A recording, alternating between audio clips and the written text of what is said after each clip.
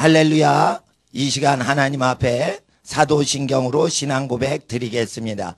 전능하사 천지를 만드신 하나님 아버지를 내가 믿사오며 그 외아들 우리 주 예수 그리스도를 믿사오니 이는 성령으로 잉태하사 동정녀 마리아에게 나시고 본디오 빌라도에게 고난을 받으사 십자가에 못 박혀 죽으시고 장사한 지 사흘 만에 죽은 자 가운데서 다시 살아나시며 하늘에 오르사 전능하신 하나님 우편에 앉아 계시다가 저리로 산자와 죽은 자를 심판하러 오시리라. 성령을 믿사오며 거룩한 공예와 성도가 서로 교통하는 것과 죄를 사하여 주시는 것과 몸이 다시 사는 것과 영원히 사는 것을 믿사옵나이다. 아멘. 할렐루야. 하나님께서 여러분을 사랑하십니다. 좌우에 계신 분께 새해 하나님의 복이 충만하십시오 이렇게 고백해 주시기 바랍니다. 새해 하나님의 은혜와 축복이 충만하십시오. 할렐루야. 이 시간 요한복음 1장 하나님의 말씀입니다. 8시 반 예배는 신앙고백으로 시평 신앙고백을 주로 합니다. 사도신경은 주기도문은 성경에 있는데 사도신경은 성경에 없어서 뭐 침례교 같은 경우에는 사도신경 고백을 하지는 않습니다. 근데 이제 전통적으로 사도신경이 오래된 교부 시대 때 그 신조기 때문에 우리가 공부하는데 천지를 만드신 전능하사 천지를 만드신 하나님 아버지를 내가 믿사오는데 예수 그리스도께서도 전능하사 천지 만물 지으셨고요. 성령 하나님께서도 천지 만물을 그때 같이 지으셨어요. 그래서 이제 삼위일체론이 약간 약해요. 사도신경이. 그래서 저는 이걸 5살, 6살 때 외웠어요. 사도신경하고 주기도문. 근데 하나님 앞에서 이걸 외웠을 때 완전한 신앙이 되질 않아요. 교회 다니지 않는데도 이제 외울 수가 있어요. 저는 교회 다니지 않을 때 저희 할머님이 이걸 외우셔서 그냥 어릴 때 외워버렸는데 근데 이것 갖고는 완전한 신앙이 안 돼서 그냥 신약 성경을 통째로 믿으라고 저는 그냥 고백을 권해드립니다. 그럴 때 제일 중요한 신약 성경 중에 하나가 요한복음 1장인데 요한복음 1장 펴시는 동안 잠깐 광고 말씀 드리겠습니다.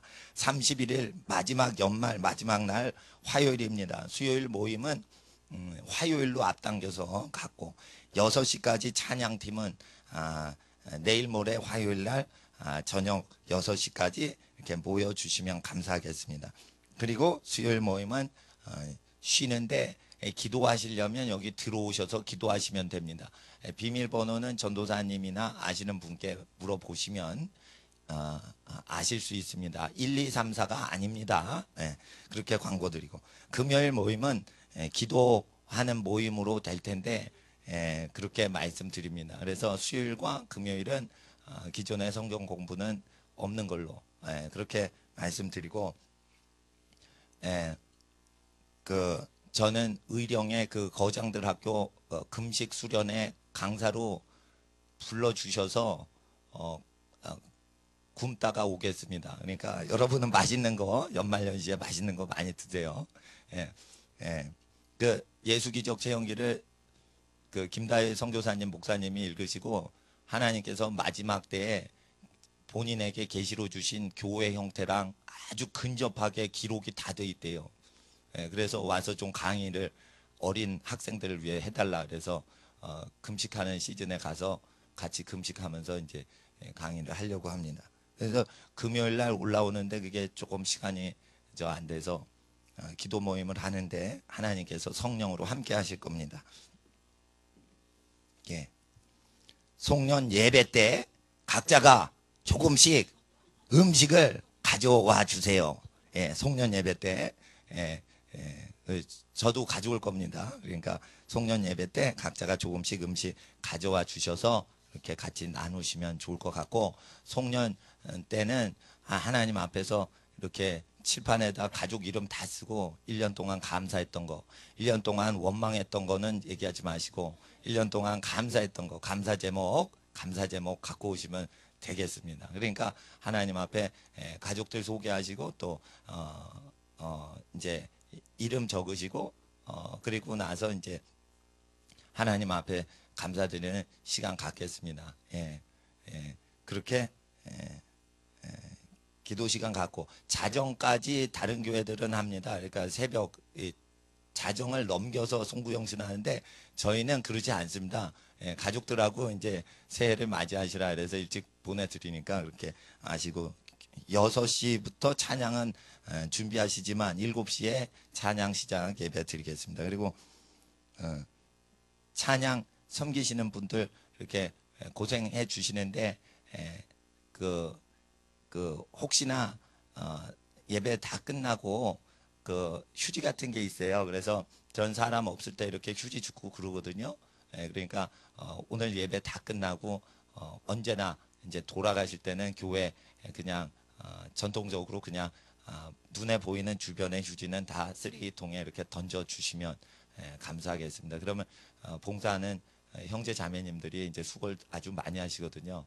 그러니까 그 수고하시는 분들 패키치지 않도록 우리가 애를 썼으면 좋겠습니다.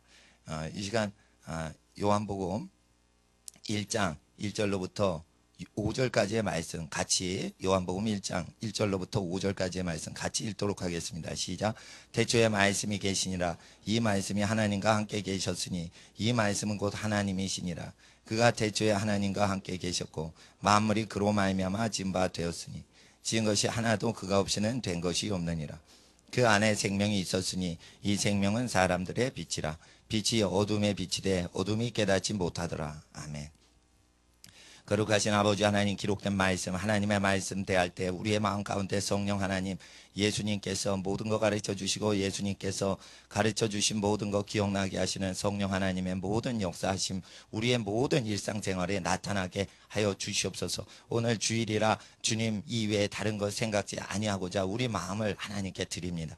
이 시간 설교 시간이나 하나님의 말씀을 대하는 시간이오니 아버지 하나님, 우리 마음에 세상에 심어놨던 것 다 뿌리채 뽑히는 시간 되게 하시고, 또한 하늘의 모든 은혜로 말미암아 기록된 말씀 대할 때 예수님을 실제 2000년 전에 만난 것처럼 몸이 약한 분들 다 낫는 역사 이루어 주시옵시고, 설교를 말씀을 나누는 동안 모든 억압된 귀신이 내려준 생각들 다 제거되고 하나님이 주신 생명과 소망과 평안의 생각으로만 충만케 하여 주시옵소서. 아버지 하나님, 아무것도 염려치 못하게 하시고 강권적으로 아버지 하나님 은혜의 강물가로 인도하여 주시옵소서. 아버지 하나님, 우리는 주님의 양이요 주님은 우리의 목자가 되십니다. 우리의 목자 되신 구주 예수님의 이름으로 이 시간 성령님 의지하며 간절히 기도드리옵나이다. 아멘. 태초에 말씀이 계셨습니다. 이 말씀은 성경책에 기록되지 않고 만물 속에 그냥 박혀 있었던 것입니다. 이 말씀으로 지음받지 않은 게 하나도 없었습니다. 그래서 사슴을 만들 때 사슴아라고 하나님께서 태초에 영의 말씀으로 불러주실 때 하나님의 말씀은 어디에 박혀 있었던 것입니까? 성경이 기록되지 않습니다. 성경이 아니라 살아있는 하나님이 직접 만드신 직접 자연물에 박혀버리는 것입니다. 그래서 하나님의 말씀은 태초에 어디에 박혔습니까? 기록된 문서가 아니라 성경책이 아니라 자연물에 박혀 있었던 것입니다. 그래서 하나님의 말씀이 박혀 있으면 그 사람에게 초자연적 능력이 나타나는 것입니다. 그러나 이 초자연적 능력이 사라지게 되는 것은 머리부터 발끝까지 어느 부위를 자꾸만 죄에 노출시키고 죄에 도구화시키고 죄를 바라보고 죄를 듣고 죄를 말하면 그 부분이 오염돼서 신의 능력이 통하지 않는 것입니다. 마치 전선이 전류를 통과시켜야 되는데 하나님의 신의 능력이 전류라 하면은 우리는 전선과 같습니다. 그런데 전선이 상했습니다. 피복이 벗겨졌습니다. 전기가 누전됩니다. 이러하면 전류가 통하지 않아 죽은 전선이 돼버리는 것입니다. 이와 같이 하나님 앞에 우리의 신체의 일부분이 어느 정도 죄에 노출되거나 감염이 되거나 타락이 되면 어떻게 됩니까? 전선이 피복이 벗겨져서 훼손이 돼서 전선의 전류가 누수가 되듯이 하나님의 신적인 능력이 누수가 되는 것입니다. 그때 어떻게 됩니까? 전선은 전선 기능을 못하는 것입니다. 인간은 원래 하나님이 만드실 때 하나님의 형상 만드시고 그래서 하나님의 전류와 같은 하나님의 초자연적인 신성이 흐르도록 만들어졌으나 사람이 음란한 걸 계속 보므로 음란한 눈을 가짐으로 말미암아 하나님의 보라 하는 것을 보지 못하게 되었고, 하나님 앞에서 악하고 더럽고 음란한 세상 문화를 계속 음악을 들음으로 말미암아 하나님의 영적인 말씀과 음성을 들을 수가 없는 것이 되었습니다. 그럴 때 마귀는 더 타락을 시키려고 사람을 정결케 하는 교회 자체의 법을 인간이 따로 만들게 하셔서 목사와 그리고 많은 사람들과 장로라는 직분과 집사라는 직분과 구역장이라는 직분들이 모여서 성경에 기록된 말씀 위에 다른 법을 자꾸만 제정해서 그들이 세움받은 지도자다 하면서 다른 주들을 섬기기 시작한 것입니다. 그렇게 될 때 우리의 몸에 박혀있던 최초의 성경책은 어디에 있었습니까? 바로 여러분의 몸이 최초의 성경책이라 하나님의 영의 말씀이 박혀 있었던 것입니다. 그래서 최초의 하나님의 말씀은 영으로 피조물 속에 박히고 새김으로 말미암아 그 움직이는 생명체가 영의 기류를 따라 행동함으로 하나님의 입에서 나간 말씀이 눈으로 보고 그 피조물을 만짐으로 하나님의 말씀을 체험하도록 그렇게 피조물을 지으신 것입니다. 그래서 태초의 성경책을 편찬치 아니하신 이유를 오늘 나타내려고 하는 것입니다. 태초에부터 성경책을 만들었으면 얼마나 좋았을까? 그렇지 않습니다. 여러분, 기록된 책이 편합니까? 영화로 만드는 게 편합니까? 영화로 만들면 그대로 보면 더 편하게 느껴지죠. 그래서 태초에 하나님은 성경책보다 더 탁월하게 시청과 교육으로 파노라마로 움직이는 생명력으로 그대로 역사를 한 겁니다. 그래서 사람이 딱 죽죠? 짐승이 죽죠? 죄가 이 사람을 지금 죽였다. 현재적으로 보여주시는 겁니다. 그렇기 때문에 죄는 어떤 것이다. 이론적으로 논하고 있는 책을 보고 공부를 하는 게 아니라 체험을 시키는 겁니다. 히브리어로 알다는 것은 야다라고 합니다. 그것은 경험하다, 체험하다라는 것입니다. 체험을 하지 않으면 알지 못하는 것입니다. 오승환이라는 야구 선수가 있습니다. 아주 직구를 잘 던집니다. 직구인 줄 알면서도 너무 빠르게 던지니까 못 친답니다. 나는 그 타석에 서본 적이 없기 때문에 그걸 모릅니다. 근데 타석에 서본 타자들과 코치들이 얘기하기를 던지는데 알면서도 코스를 압니다. 바깥쪽 공인 걸 아는데도 못 친답니다. 너무 힘있게 던지니까 그래요. 그런데 연구를 해도 안 된답니다. 직접 서보면 그 위력을 느낀답니다. 자, 이와 같이 하나님의 말씀을 체험해서 느낀 사람하고 이론으로 아는 사람하고 이거 전혀 다르죠. 일반 야구나 축구공도 그렇습니다. 아주 유명한 축구 선수가 있었습니다. 차범근 선수라는 사람이 있었습니다. 젊었을 때 공을 차는데 그 수비수가 그 사람을 막습니다. 막는데 못 막습니다. 왜냐하면 너무 빠르고 공을 잘 차니까 그 차범근 선수를 막질 못했답니다. 옛날에 그래서 수비수들이 차범근 선수를 못 잡았어요. 근데 알아요. 3명이서 막아도 못 잡았어요. 그거 왜 그럴까요? 이와 같이 하나님의 말씀이 우리의 삶에 나타나면 사람들과 원수들이 알면서도 방비를 할 수가 없는 상태가 되는 것입니다. 신의 능력은 이길 수가 없기 때문입니다. 그것이 나타나도록 하기 위해서 우리가 죄를 멀리하는 것입니다. 죄를 멀리하는 것은 우리의 죄성을 죽이기 위해서만 뿐 아니라 하나님 앞에서 하나님의 신성과 영원하신 능력이 그 만드신 만물에 분명히 보여 알게 되고 성경책에 분명히 보여 알게 하시는 게 원래 뜻이 아닌 것이에요. 성경책은 무엇입니까? 저는 여러 권의 성경책이 있습니다. 그런데 하나님 앞에 이 성경책은 원래 태초의 진짜 성경책인 인간 성경책을 복원하기 위한 보완 교재인 것입니다. 우리가 회복되지 않고는 절대 성경책을 많이 출간한다고 하나님 기뻐하지 아니하십니다. 저는 이삭 선교사님을 쫓아가서 북한 선교를 밀수하는 일을 한번 해봤습니다. 그러면 이민 가방 비슷한 데다가 북한 성경을 넣어요. 중국 성경이 아니에요. 북한어로 된 성경이. 그걸 합니다. 그리고 나는 중요한 선교사가 아니기 때문에 내가 경찰이나 공안에 붙들려도 내가 감옥에 가도 성경이 사역에 지장이 없게 나는 중요 인물이 아니죠. 목회하는 사람이니까. 그러니까 나는 끌고 들어갑니다. 근데 기도하고 들어가니까 나 안 잡더라고. 근데 하나님 앞에서 그 성경이 북한 땅에 다 증거됐습니다. 만약에 그렇게 증거됐습니다. 1년에 압수되는 북한 내 북한 주민에게서 압수되는 성경만 8만 권이 발견됩니다. 그러면은 압수 안 된 거는 100만 권 이상이 넘는다는 거예요. 그럴 때 성경책을 배포하면 하나님이 완전히 쉬십니까? 아닙니다. 태초의 성경책인 인간이 아직 회복이 안 됐으니까 성경책을 통해 읽고 듣고 행함으로 인간 성경책이 회복되거라. 그래야 내가 만족이 된다. 이 뜻입니다. 그래서 하나님 앞에서 최초의 성경책은 하나님이 직접 만드신 종이보다 탁월한 인간 종이책, 인간 육신을 얘기합니다. 인간 영혼 자체가 하나님의 성경책입니다. 하나님이 만드신 성경책입니다. 여러분 아십시오. 최초의 돌판은 하나님이 만드신 돌판입니다. 그런데 하나님 앞에 죄를 범하여 금송아지 숭배하니까 40일 다시 기도하고 그 다음에 돌판을 다듬어서 갖고 올라와라 합니다. 첫 번째 돌판은 하나님이 돌판을 떠서 줬어요. 그게 최초의 성경책인 겁니다. 그와 같이 하나님이 그 상징적으로 보여주시는 거예요.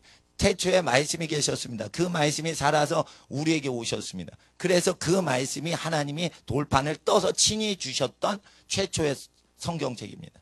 근데 그 성경책이 돌판이었습니다. 두 돌판을 모세가 갖고 내려옵니다. 금송아지 축제를 하고 있습니다. 돌판을 던져버렸습니다. 하나님이 떠준 성경책이 깨져버렸습니다.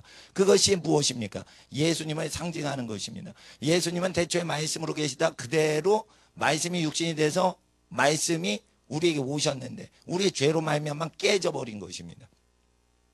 깨진 돌판을 다시 거두어서 법궤 속에 보관을 나중엔 합니다.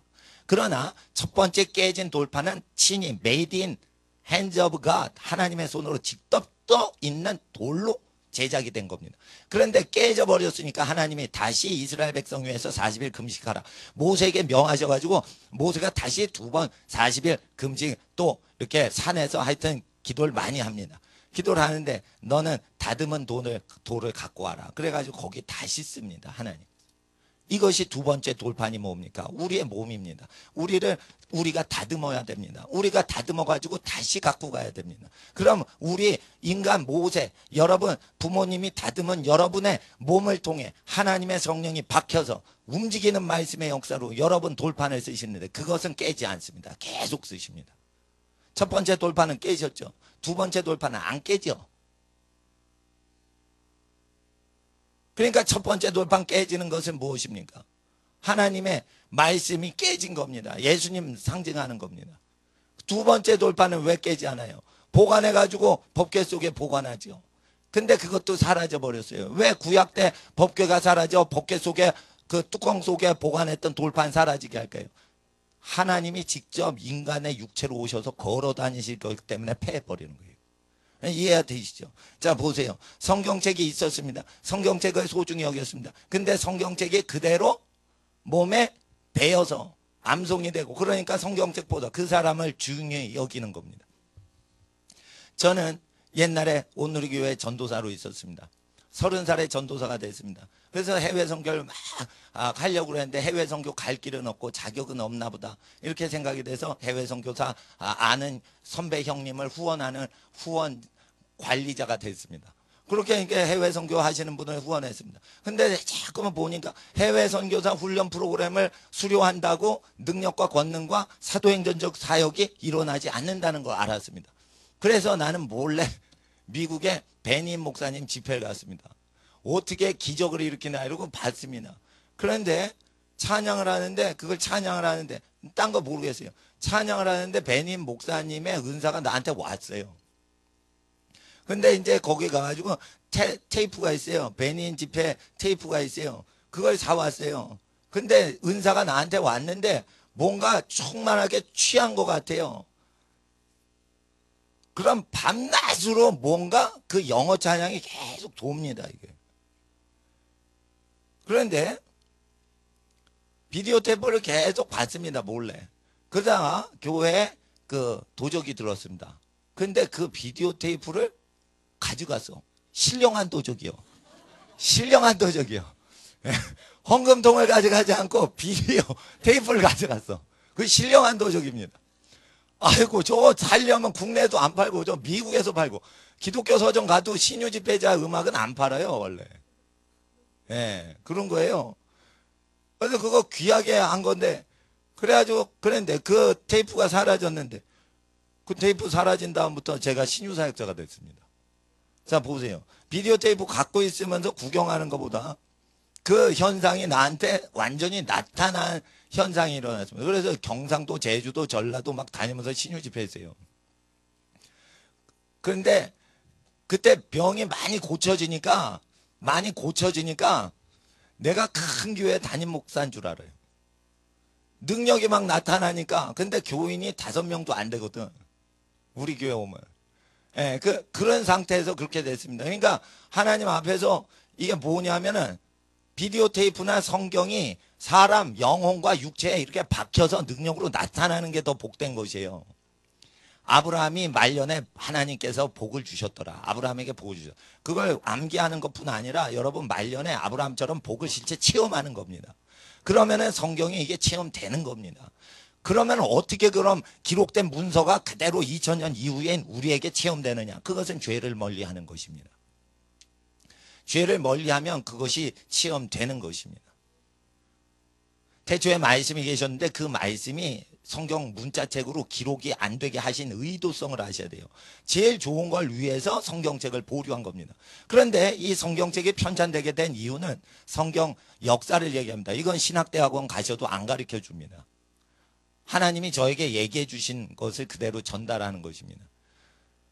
하나님 앞에서 성경책이 왜 생겼냐면 애굽에 400년 종살이를 했습니다. 쇠뇌가 됐습니다. 북한에 가면 김일성 사상의 쇠뇌가 됩니다. 이와 같이 애굽에 400년 종살이를 했습니다. 먹고 살려고 직장생활을 하다 보니까 히브리 종들이 쇠뇌가 되었습니다. 그래서 어떻게 됐습니까? 하나님께서는 육안으로 볼 수 있는 성경을 줘야겠다. 5절에 보시면 빛이 어둠 가운데 빛이 돼 어둠이 깨닫지 못하였기 때문에 어둠에 거하면 빛이 와도 깨닫지 못합니다. 그래서 우리가 문자적인 성경을 선물로 타락된 시기에 받게 되는 것입니다. 인간이 타락했을지라도 누구든지 성경을 통해 하나님의 말씀이 인간의 영과 혼과 육에 흡수가 되도록 요것을 사용할 줄 알아야 되는데 성경 자체를 자랑합니다. 그리고는 죄 짓고 삽니다. 그게 바리새인인 겁니다. 그게 저주받은 겁니다. 그게 마귀 자식인 겁니다. 성경은 귀중히 여깁니다. 그런데 이 성경 말씀대로 살질 않습니다. 그럼 어떻게 돼요? 성경이 원래 성경인 인간으로 복귀가 안 됐죠. 이건 인간이 만드는 인쇄체 글씨가 적힌 거죠. 보세요. 우리가 사랑을 실천하고 우리가 진리를 행하면 외국인도 그걸 알아봅니다. 그런데 한글로 기록이 됐으면 외국인 못 알아봅니다. 그래서 이거 번역해 줘야 돼요. 하나님 앞에 태초의 말씀이 어떻게 역사했는지 우리가 구경할 수가 없어서 모르겠다 하지만 이제도 역사하시는 겁니다. 살아있는 자연 만물의 영원하신 능력과 그 신성이 분명히 보여 알게 하시기 위해요. 말씀을 집어넣은 것입니다. 말씀이 임하면 그 사람이 그렇게 행동하지 않고 열정에 붙들려 가지고 어떻게 제어가 안 될 정도로 열정과 집중력이 있는 것입니다. 말씀이 임하면 어떻게 됩니까? 집중력 있는 삶을 삽니다. 너는 어부라. 이러면 나는 고기 잡아야겠어. 나 고기 잡으러 갈 거야. 이런 직업의식이 생깁니다. 그러다가 너 선교사니까 사람 낚는 어부가 되라. 이러니까 갑자기 베드로 아저씨한테 무슨 열정이 생기냐? 그것은 그물을 버리고 내가 잃어버린 영혼을 위해서 아시아 지역으로 가야겠다. 이래가지고 베드로전서에 보면 여러 가지 아시아 지역으로 전도하는 그 지역 이름이 쫙 있죠. 그래서 베드로가 전도했던 지역은 현재 터키 지역입니다. 로마의 유대인만 전도한 게 아니에요. 예루살렘 지역에 유대인만 전도한 게 아니에요. 갑바도기아, 본도 이러면서 전부 터키 지역이에요. 그거 아시아 지역이에요. 선교사예요. 이방인 선교 했어요, 안 했어요? 베드로에게 모든 민족에 가서 내가 분부한 모든 거 지키게 하라 했기 때문에 이방 선교 했어요, 안 했어요? 베드로 이방 선교 했어요. 근데 신학교에서는 이방 선교 바울이 했다고 가르칩니다. 아닙니다. 바울도 하고 베드로도 하고 요한도 하고 다 했다고 기록되어 있어요. 성경을 정확히 못 보니까 그런 거예요. 근데 왜 그럴까? 그것은 학식이 많은 바울을 우대하는 경향이 우리 속에 있다는 것입니다. 무식쟁이 가방줄 짧은 베드로는 무식해서 아마 국내파인가 보다. 이렇게 무시하려는 경향이 우리에게 있다는 것입니다. 심지어 신학교 가면 바울을 많이 배웠으니까 하나님이 주의 종으로 세우셨지. 베드로는 무식해가지고 약간 회개시키고 무식하니까 아마 예수님 3번 부인했을 거야. 이런 식으로 자기 학식을 자랑하는 사람들은 베드로 아저씨를 우습게 봅니다. 그래서 실수할 때는 몽땅 베드로 예화들고 잘하면 바울 예화들고 이게 뭐냐면 우리가 좀 대학 좀 가보고 싶었으면 대학 좀 진학해보고 싶었으면 이렇게 우리가 사람들에게 어린 학생들에게 야 학력 고학력 되라 이렇게 추구하는 집안들의 풍토인 것입니다. 그래서 좋은 거는 다 바울이 그리고 나쁜 거 실수하는 거는 베드로 이렇게 합니다. 근데 베드로가 왜 실수하는 게 나옵니까? 그것은 사역자로 훈련되는 과정 가운데 그런 실수를 대표적으로 모든 인간은 행한다 하기 때문에 베드로가 샘플로 나온 겁니다. 베드로가 진짜로 사역할 때는 감옥에서 탈출한 다음에 그때부터는 사라지죠. 그때 미지의 세계로 들어간 거예요. 베드로의 큰 하나님의 영광을 나타낸 사역은 성경에 없죠. 그건 천국 가야 봐야 합니다. 베드로가 실수한 것만 있죠. 그게 왜 그래요? 우리가 하나님께 쓰임받기 위해서는 베드로의 실수를 전부 극복을 해야 주의 종이 된다는 거예요. 우리 중에 누가 크냐 이러면서 막 다퉈요. 야고보와 요한이 예수님 좌측 우측에 우리가 탁 붙고 나머지 인간들아 근처에도 오지 마라. 우리가 예수님한테 제일 친한 사람이다. 이러니까 막 베드로가 화를 냈습니다. 이렇게 하는 증세들, 요건 사역자들과 목사들과 선교사들의 고질병이라는 거예요. 그래서 그게 기록이 된 것이에요. 그래서 절대 베드로를 시험하지 않는 사람은 주의 종이 못 되기 때문에 대표적으로 베드로가 실수하는 겁니다. 그래서 그게 성경이 된 것입니다. 우리 속에 이 말씀이 베드로에게만 역사했습니까? 우리에게도 역사하고 있는 걸 보지 못합니까? 고린도 교회에 여러 가지 문제가 있었습니다. 은사에 부족함이 없도다. 1장 7절에 그렇게 말씀하셨지만 그 교회는 음행이 있었습니다.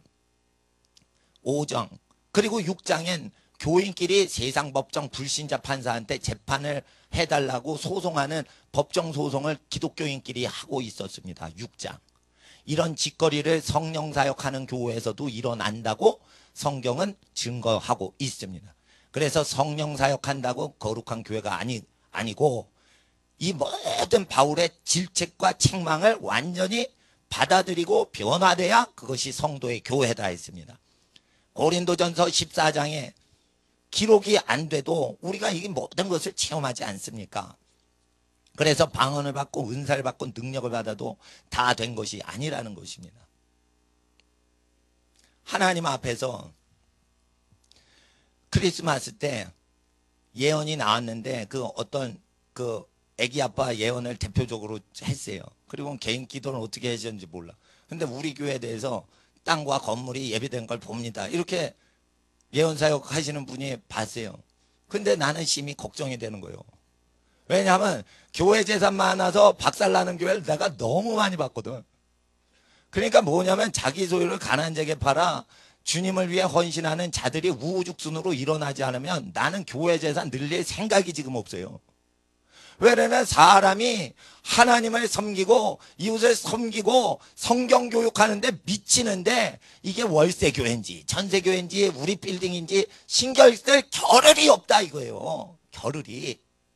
겨를이 없는데 무슨 월세 교회인지 빌딩을 갖는지 이걸 우리가 신경 쓸 필요는 없는데 그분이 정확히 예언을 아주 정밀하게 하시는 분이기 때문에 나는 예언은 멸시치는 않습니다. 그러나 모든 빌딩도 모든 것도 다 우리가 주를 위해 섬기는 도구로만 활용하는 겁니다.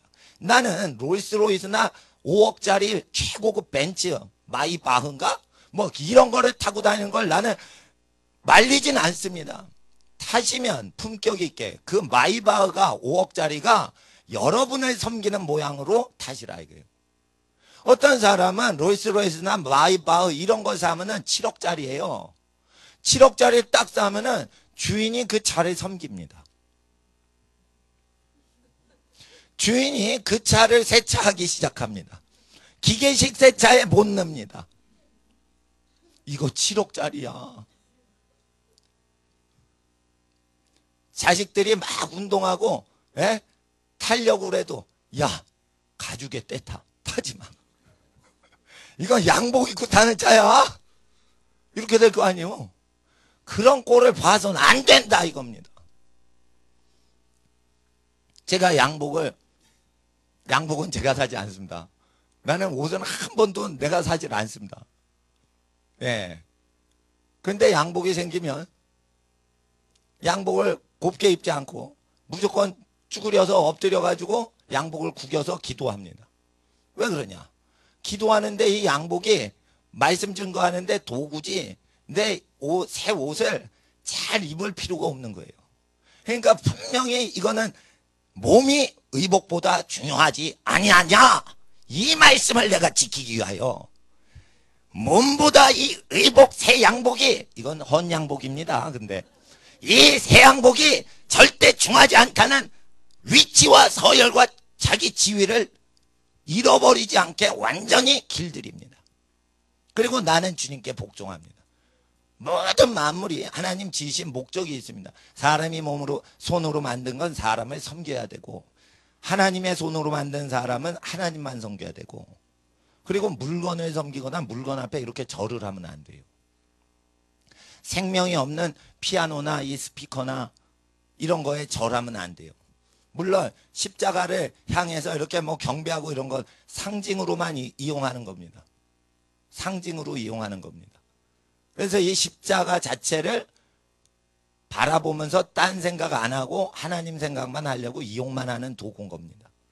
하나님 앞에 우리는 하나님을 가장 사랑하고 이웃을 내 몸처럼 인간들을 사랑하기 위한 목적으로 모든 만물을 활용해야 비로소 하나님이 만물 속에 박아 넣으신 영의 말씀이 움직이기 시작하는 겁니다.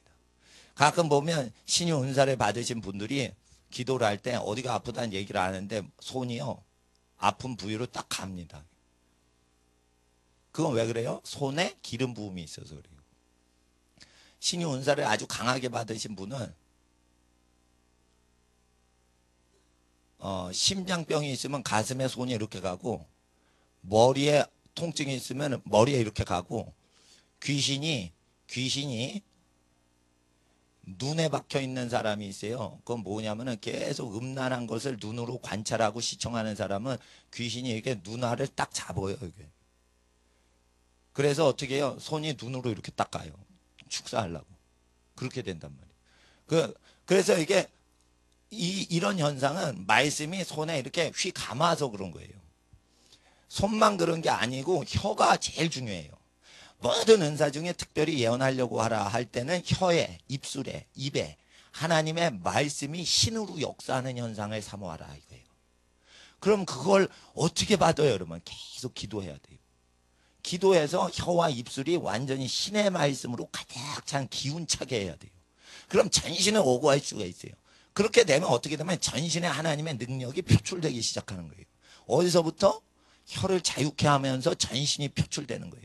그래서 손발을 막 이렇게 흔들면서 하기보다 기도할 때 혀를 움직이면서 기도를 먼저 하셔야 돼요. 왜냐하면 모든 은사 중에 예언하기를 사모하라 했어요. 예언은 사람 앞에 주께서 말씀하십니다. 이렇게 예언하는 것만 예언이 아니고, 예언은 가장 많이 나오는 게 뭐냐면 기도할 때 예언 은사가 제일 많아요. 성령이 말하는데 계속 말을 합니다. 마귀가 제일 무서워하는 일을 계속 말합니다. 성령이 제일 기뻐하시는, 하나님이 제일 기뻐하시는 걸 계속 말합니다. 가족에게 제일 중요한 복을 가져오는 그 내용을 계속 자기도 모르게 말하고 있는 겁니다. 이걸 제일 위대한 은사로 보는 거예요. 그래서 기도 없이는 예언 은사 없다 이거예요. 기도 없이는 예언 은사 없다 이거예요. 하나님 앞에서 우리가 이 말씀이 살아 운동력 있게 하기 위해서는 이 말씀에 순종해야 됩니다. 그럴 때 이 말씀이 살아 역사하시다가 그것이 일부 문자로 막 박혀버렸어요. 박아 넣으셨어요. 그랬을 때 우리가 디모데 전서, 이 시간 디모데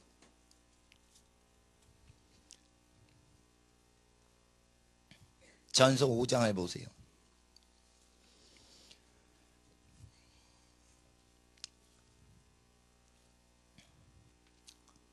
12절 13절에 보면 처음 믿음을 저버렸으므로 심판을 받느니라. 또 저희가 게으름을 일으켜 집집에 돌아다니고 게으를 뿐 아니라 망령된 편론하며 일을 만들며 마땅치 아니한 말을 하나니, 그러므로 젊은이는 시집가서 아이를 낳고 집을 다스리고 대적에게 회방할 기회를 조금도 주지 말기를 원하노라 이랬죠. 그래서 젊은이들은 어떻게 해요? 가정을 꾸리게 하라 이거예요. 가정을 육적으로 꾸리는 것을 안 하면은 원수가 온다 이거예요. 하나님 앞에서 이것은 진리입니다. 그래서 거룩한 사람이 아니고는 교회에서 회방을 한다. 교회에서 기도를 할 때 성도의 교제는 괜찮아요. 그런데 세상의 일에 막 심취하고 세상의 아름다운 옷을 입으려고 애를 쓰고, 그리고 세상의 모든 높은 지위를 얻으려고 애를 쓰는 남자와 여자들은 이 교제를 하면 어떻게 돼요? 옆에 사람을 세속화시킵니다. 그래서 어떻게 해요? 젊은이들은, 늙은이들은, 나이 드신 분들은 세상 욕심이 없어요. 그래서 젊은이들 할 때 그거 잘한다. 근데 그건 헛된 짓이다. 이렇게 느껴요. 살 날이 얼마 안 남으셨기 때문에 정직하게 얘기를 하시고, 적어도 육체의 정욕이 사라지면서 세상에 대한 욕구가 없기 때문에 일반 은총이 많이 임해요. 그래서 나이가 드신 분들이 말에는 그 뼈대가 있는 거예요. 뼈가 있는 거예요. 욕심 자체가 아무리 없다 하더라도 젊은이는 야망이 있어요. 젊은이는 야망이 있기 때문에 절대적으로 예수 그리스도의 마음을 얻을 수 없는 어떤 영역이 있다는 것이에요. 그래서 늙은이들을 하나님이 어르신 세대를 사용하시는 거예요. 그래서 이걸 얘기하시는 거예요. 그래서 젊은 처녀들이 얼마나 기도 사용 많이 합니까? 그러나 젊은이들은 몸에 힘이 있죠. 젊은 청년들이 힘이 있죠. 그때 그 에너지를 계속 이용해서 하나님을 섬겨야만 된다는 이 자연법리를 얘기하는 겁니다. 청년들은 자기 육체의 에너지 계속 쓰지 않으면 더러워집니다. 그래서 힘을 주셨으면 자연성장 원리로 20대 청년이면 힘이 좋죠. 그럼 힘이 다 고갈되게 하나님을 섬기시는 게 아름다운 겁니다. 직장의 일과 학업의 일과 모든 결혼해서 애를 낳고 직장을 잡아서 부모를 공경하고 어린 갓난아기를 돌보는 모든 일에 하나님의 말씀을 실천함으로 하나님을 섬기는 일을 하면서 기도를 동시에 하셔야 됩니다. 그런데 전적으로 기도를 하는 사람은 늙으신 분들이 하는 겁니다. 전적으로 기도만 하시는 분들은. 그것이 자연법이기 때문입니다. 근데 이걸 어기고 교회 운영하면 안 되는 것이에요. 이거 보통 윤리로 가리킵니다. 아닙니다. 이게 교회 법인 겁니다. 이거를 교회 법인데 이게 교회 법이 아니라고 생각하니까 목사들이 당회를 열어서 법을 또 만드는 거예요. 교회 법을. 5장 1절에 늙은이를 꾸짖지 말고 권하되 아비에게 하듯 하며 젊은이를 형제에게 하듯 하고 2절 늙은 여자를 어미에게 하듯 하며 젊은 여자를 일절 깨끗함으로 자매에게 하듯 하라. 자, 이걸 봅니다. 그래서 젊은 디모데가 내 연소함을 12절 4장 12절 누구든지 너의 염소함 없인 여기지 못하게 하고 말과 행실과 사랑과 믿음과 정절에 대하여 믿는 자에게 본이 되어 이렇게 바울이 가르친 걸 창념하라 이렇게 되어 있습니다. 그랬을 때 젊은 목사는 젊은 목회자는 연소함을 없인 여기면은 복음 전도가 막혀버립니다. 아 저거 어린애 디모데 막 이래가지고 그렇게 되면 복음 전도하고 성경 가르치고 뭐 전도를 하려고 그러는데 이게 막혀버려요. 그래서 없인 여기면 안 된다 이거예요. 그렇다고 해서 늙은이 위에 올라타라 이런 뜻이 아니에요. 나이가 많으신 분은 아버지처럼 대하고 나이가 많으신 여자 어르신은 어머님처럼 대하고 이게 자연법을 지키는 겁니다. 자, 성경 신약 성경은 구약 자연법 창세기 1장에는 자연법만 있어요. 거기 모세의 돌판도 없어요. 그럴 때 이 모세 율법인 창세기 1장 법을 완성해요? 안 해요? 하지요. 그게 성령의 열매인 거예요. 창조법을 완성을 못하면 그건 과도기적인 사역인 거예요. 창조법을 완성을 해야 되는 거예요. 자, 예를 들어 보세요. 제가 집사님을 임명해 봐요. 그러면 꼭 집사님보다 임명한 목사님을 높게 생각합니다. 그렇게 되면 제 사역에 부모님을 공경하는 일이 방해됩니다. 일단 나는 애들이 자기 부모님을 높이는 것을 해서 애들이 일단 복을 받아야 됩니다. 그래서 목사님보다 더 희생을 많이 하고 키워주신 부모님을 높이는 게 원래 하나님의 창조법이란 말이에요. 창세기 1장법이란 말이에요. 그걸 완성을 시켜줘야 되는 거예요. 목회자는. 그래서 제가 집사님이라고 부르지 않는 거예요. 엔간에서는. 그럼 어떻게 부르냐? 그냥 안녕하세요 이렇게만 해요. 누구 집사님이라고 하면은 난 호칭이 없다 이러면 또 뭐 불러달라 이래요. 부르기 위해서 정치를 할 필요는 없습니다. 사람을 존경하고 높여드리기 위해서만 하는 거예요. 그래서 나는 아버님 어머님으로 섬겨드리는 게 편해요. 그리고 직분을 받으려면 가난한 자의 벗이 되고 굶는 자처럼 굶으셔야 돼요. 그래야 나하고 코드가 맞지. 그래야 나하고 코드가 맞아서 나하고 같이 사역하지. 나같이 살질 않는데 교회 일을 어떻게 합니까? 그러니까 하나님 앞에서 하나님이 명하신 게 있어요. 목사건 장로건 집사건 간에 성물 다스리고 교회 치리하려면 복음서 그대로 행하는 사람 아니면 하면 안 된다 이렇게 하셨어요. 그러니까 내가 잘 아는 목사님들이 그렇게 사시는 분들이 있지만 그렇게 못 사시는 분들이 있을 때 내 수준보다 떨어뜨리면 안 되는 거예요. 왜 그러냐면 장차 오는 우리 아이들 세대의 교회는 우리 세대보다 더 거룩하고 복되게 만들어야만 되는 임무가 우리 부모 세대에게 있기 때문에 반드시 더 좋은 교회로 만들고 더 성결한 교회, 더 좁은 길 가는 교회 이렇게 만들어야지 절대 그냥 신본주의가 아닌 민주주의 방식으로 그냥 세상적으로 치닫게 하면 안 되는 겁니다. 그래서 집사님 되는 길은 극빈자들 돕고 그런 돕는 사람만 계속 만나면 타락이 안 됩니다.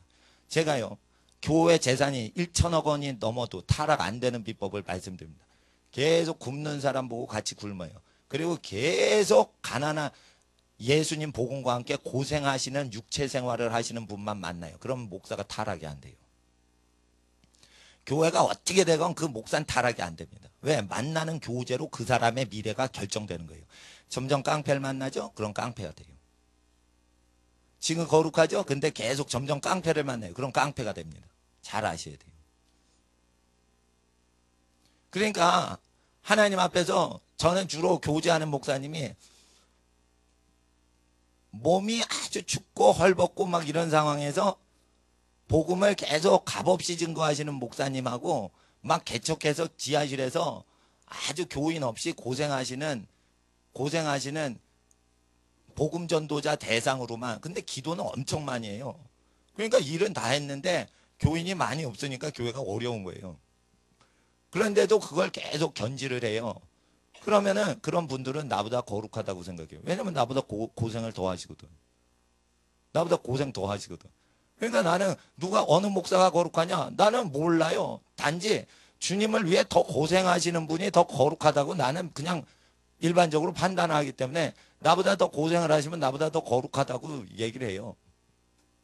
하나님 앞에서 기록된 말씀이 법이 돼야 되는데 목사가 정치를 안 하려고 내가 노력을 합니다.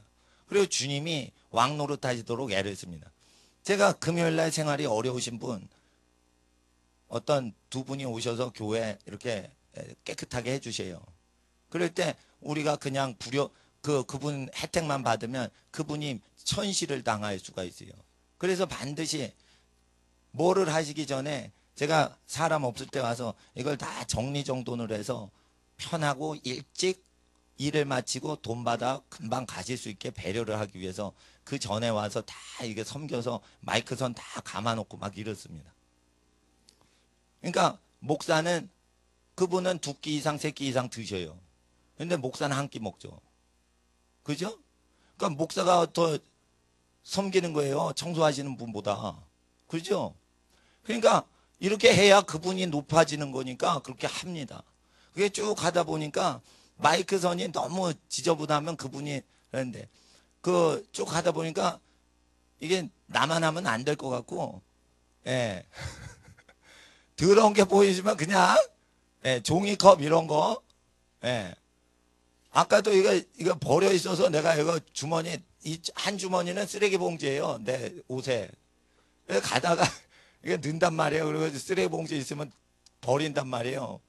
예. 예. 그러니까 하나님 앞에서 그 옷에는 넣지 마시고 저기 쓰레기 봉지에 이렇게 버리시고 교육관에 혹시 귀여운 아기들이 막 어질른 게 있으면 그 자기 아기가 아니라도 조금 도와주시고 그러시면 아기 어머님들이 좀 도움을 받으실 텐데 그런 것도 가르치시면 감사하겠습니다. 이런 기록된 말씀들이 교회 법대로록 계속 실천하면 우리가 행동하는 것이 기록된 말씀이 법이 되어서 디모데 전서 5장과 4장을 공부해서 배우는 게 아니고 행동하는 모든 걸 배워서 익숙하게 됐다가 나중에 이거 보고 확인만 하는 거예요. 그렇게 되면은 살아계신 태초의 말씀을 체험하는 교회가 되고, 만약에 첫 번째로 성경을 통해 하나님의 말씀을 본다면 애굽에서 타락했던 사람이 하나님 만나는 방식으로만 하나님 배우는 거예요. 그러니까 태초에 성경책을 통해 하나님을 만났다 이러면 애굽에 살다가 히브리 종이 하나님 만나는 역사고요. 그리고 노아가 성경도 없는데 하나님하고 친하잖아요. 그럴 때 노아는 성경책이 없던 시대인데 어떻게 해서 하나님을 기쁘시게 해드렸을까? 홍수전에 의인이요 완전한 자라 이랬으면 완전히 행하는 거죠. 그러면 노아는 자연법을 따라 살았던 것이에요. 노아는 그래서 신약 성경에 자기보다 늙은이가 있으면 아버지처럼 대하고, 자기보다 늙으신 여자분이 있으면 어머니처럼 대하고, 계급 자체가 없어도 되는 거예요. 그러니까 교회에서 왜 정치를 해요? 정치 때문에 다 더러우는 거예요. 자연법이 있어요. 이건 양심법이란 말이에요. 양심법이란 말이에요. 제가요 초등학교 1학년 때부터 청소를 빠지지 않고 했습니다. 제가 서울 대방동 대방국민학교 입학을 했습니다. 배정받은 학급은 1학년 1반. 담임 목사님은 김복순 선생님. 김복순 선생님은 나이가 많으신 어른이셨습니다. 그때 5, 60대니까 지금 돌아가셨을 가능성이 많이 있으신 분인데, 그분은 어린이들을 사랑하셔서 1학년을 이렇게 담임을 하셨습니다. 근데 거의 할머니이십니다. 할머니이신데 1학년 선생님이 되신 거예요. 그래서 나는 아직도 그 김복순 선생님을 흠모합니다. 어디에 사신지 모르겠어. 근데 청소를 시켰는데 초등학교 1학년 남자애들이요 청소를 안 합니다. 다 튀어 도망갑니다. 그래도 나는 맨날 남아서 혼자 청소를 했습니다. 그럴 때 우리 누나가 와가지고 청소를 해줬습니다. 청소를 하는데 이게 한 번 청소를 하니까 계속 청소해서 군대 가서도 청소는 다 내가 도맡습니다. 장교 16명 있는 사무실에 나 혼자 짝대기 단 일병이 들어간 거예요. 그러니까 그거 완전 노비입니다. 국방부 노비. 그래서 국방부 노비를 하는데 월급은 9,000원 딱 받고, 그 하루에 써요. 9,000원 하루에 써. 예. 빵집 가가지고 하루에 써버립니다. 하루도 뭐야. 예. 10분 만에 써버립니다. 그렇게 하다 보니까 어렵게 사시는구나. 근데 우리 어머님은 부자로 사셨어요. 6.25 때도 그 충청도에서 북한군이 그렇게 막 행패 부리지 않는 동네에서 사셔서 그게 굶지 않으셨어요. 외가댁이 이제 부잣집이셨는데, 우리 어머니는 허드렛 일을 해본 적이 없고 우리 어머님은 시집 와서 처음 밥을 해봤답니다. 그 정도로 고생을 안 하신 분이에요. 그리고 시를 쓰고 서예를 하고 맨날 이러시고 사신 분이에요. 그런데 결혼을 했는데 애를 낳는데 애들한테 안 시키고 전부 허드렛 일을 우리 어머니가 했어요. 예. 그 외가댁 분위기가 자식한테 더러운 일 안 시키고 어른들이 다 해요. 그러니까 우리 어머니가 더러운 일 다 했거든. 근데 우리 어머니 생각은 우리 아들 잘 되겠지 했는데 군대 가서 쓰레기 치고 막 이러니까 우리 어머니가 괴로워하시더라고. 자기가 힘든 일을 다 하고 애를 키우는데 가가지고 쓰레기 치고 막 더러운 거 다 치우고, 쓰레기를 어떻게 치우냐면 쓰레기를 치우는 정도가 아니라 쓰레기를 치우기 위하여 쓰레기차 속에 있는 통이 있어요. 그 속에 들어가서 쓰레기를 분류를 해. 국방 기밀이 쓰레기차에 유출됐을까봐 이런 거 하는 게 있어요. 보안 걸리면 그러니까 화장실에 똥 묻은 것까지 다 뒤져요. 명령이 떨어지면. 그 해군본부에 있었기 때문에 국방 기밀이 있거든. 예, 그러니까 기밀 문서 그냥 간첩이 슬쩍 휴지통에 버려가지고 그 휴지통 딱 채가는 청소부처럼 간첩이 와서 그거 딱 채갈까봐 그걸 다 파기를 해야 돼요. 근데 명령 떨어지면 똥 묻은 것까지 파기를 해야 되는데 그거를 장갑 끼고 막 하는 사람들도 있어요. 근데 그런 정도로 국방부 일들은 명령체계인데 그런 아주 힘든 고생은 제가 안 했지만 그래도 이제 다 나보다 높은 사람들 사이에서만 있으니까 내가 힘든 건 다 합니다. 근데 4살이 많은 쫄병이 나한테 왔어요. 그래 나보다 4살이 많어. 형님 뻘이 왔는데 공부 다 하고 약혼을 하고 왔어요. 그럼 나는 형님을 부려먹은 적이 없어요. 난 지금까지 성장하면서 형님 뻘을 부려먹은 적이 없어요. 근데 국방부에서 해군본부 저 상사분이 반말 때리라는 거예요. 나이가 많아도 쫄병이니까 반말을 때리고 더러운 걸 다 시키라는 거예요. 근데 그게 안 되는 거예요. 이걸 해라! 이렇게 하는 거거든요, 원래.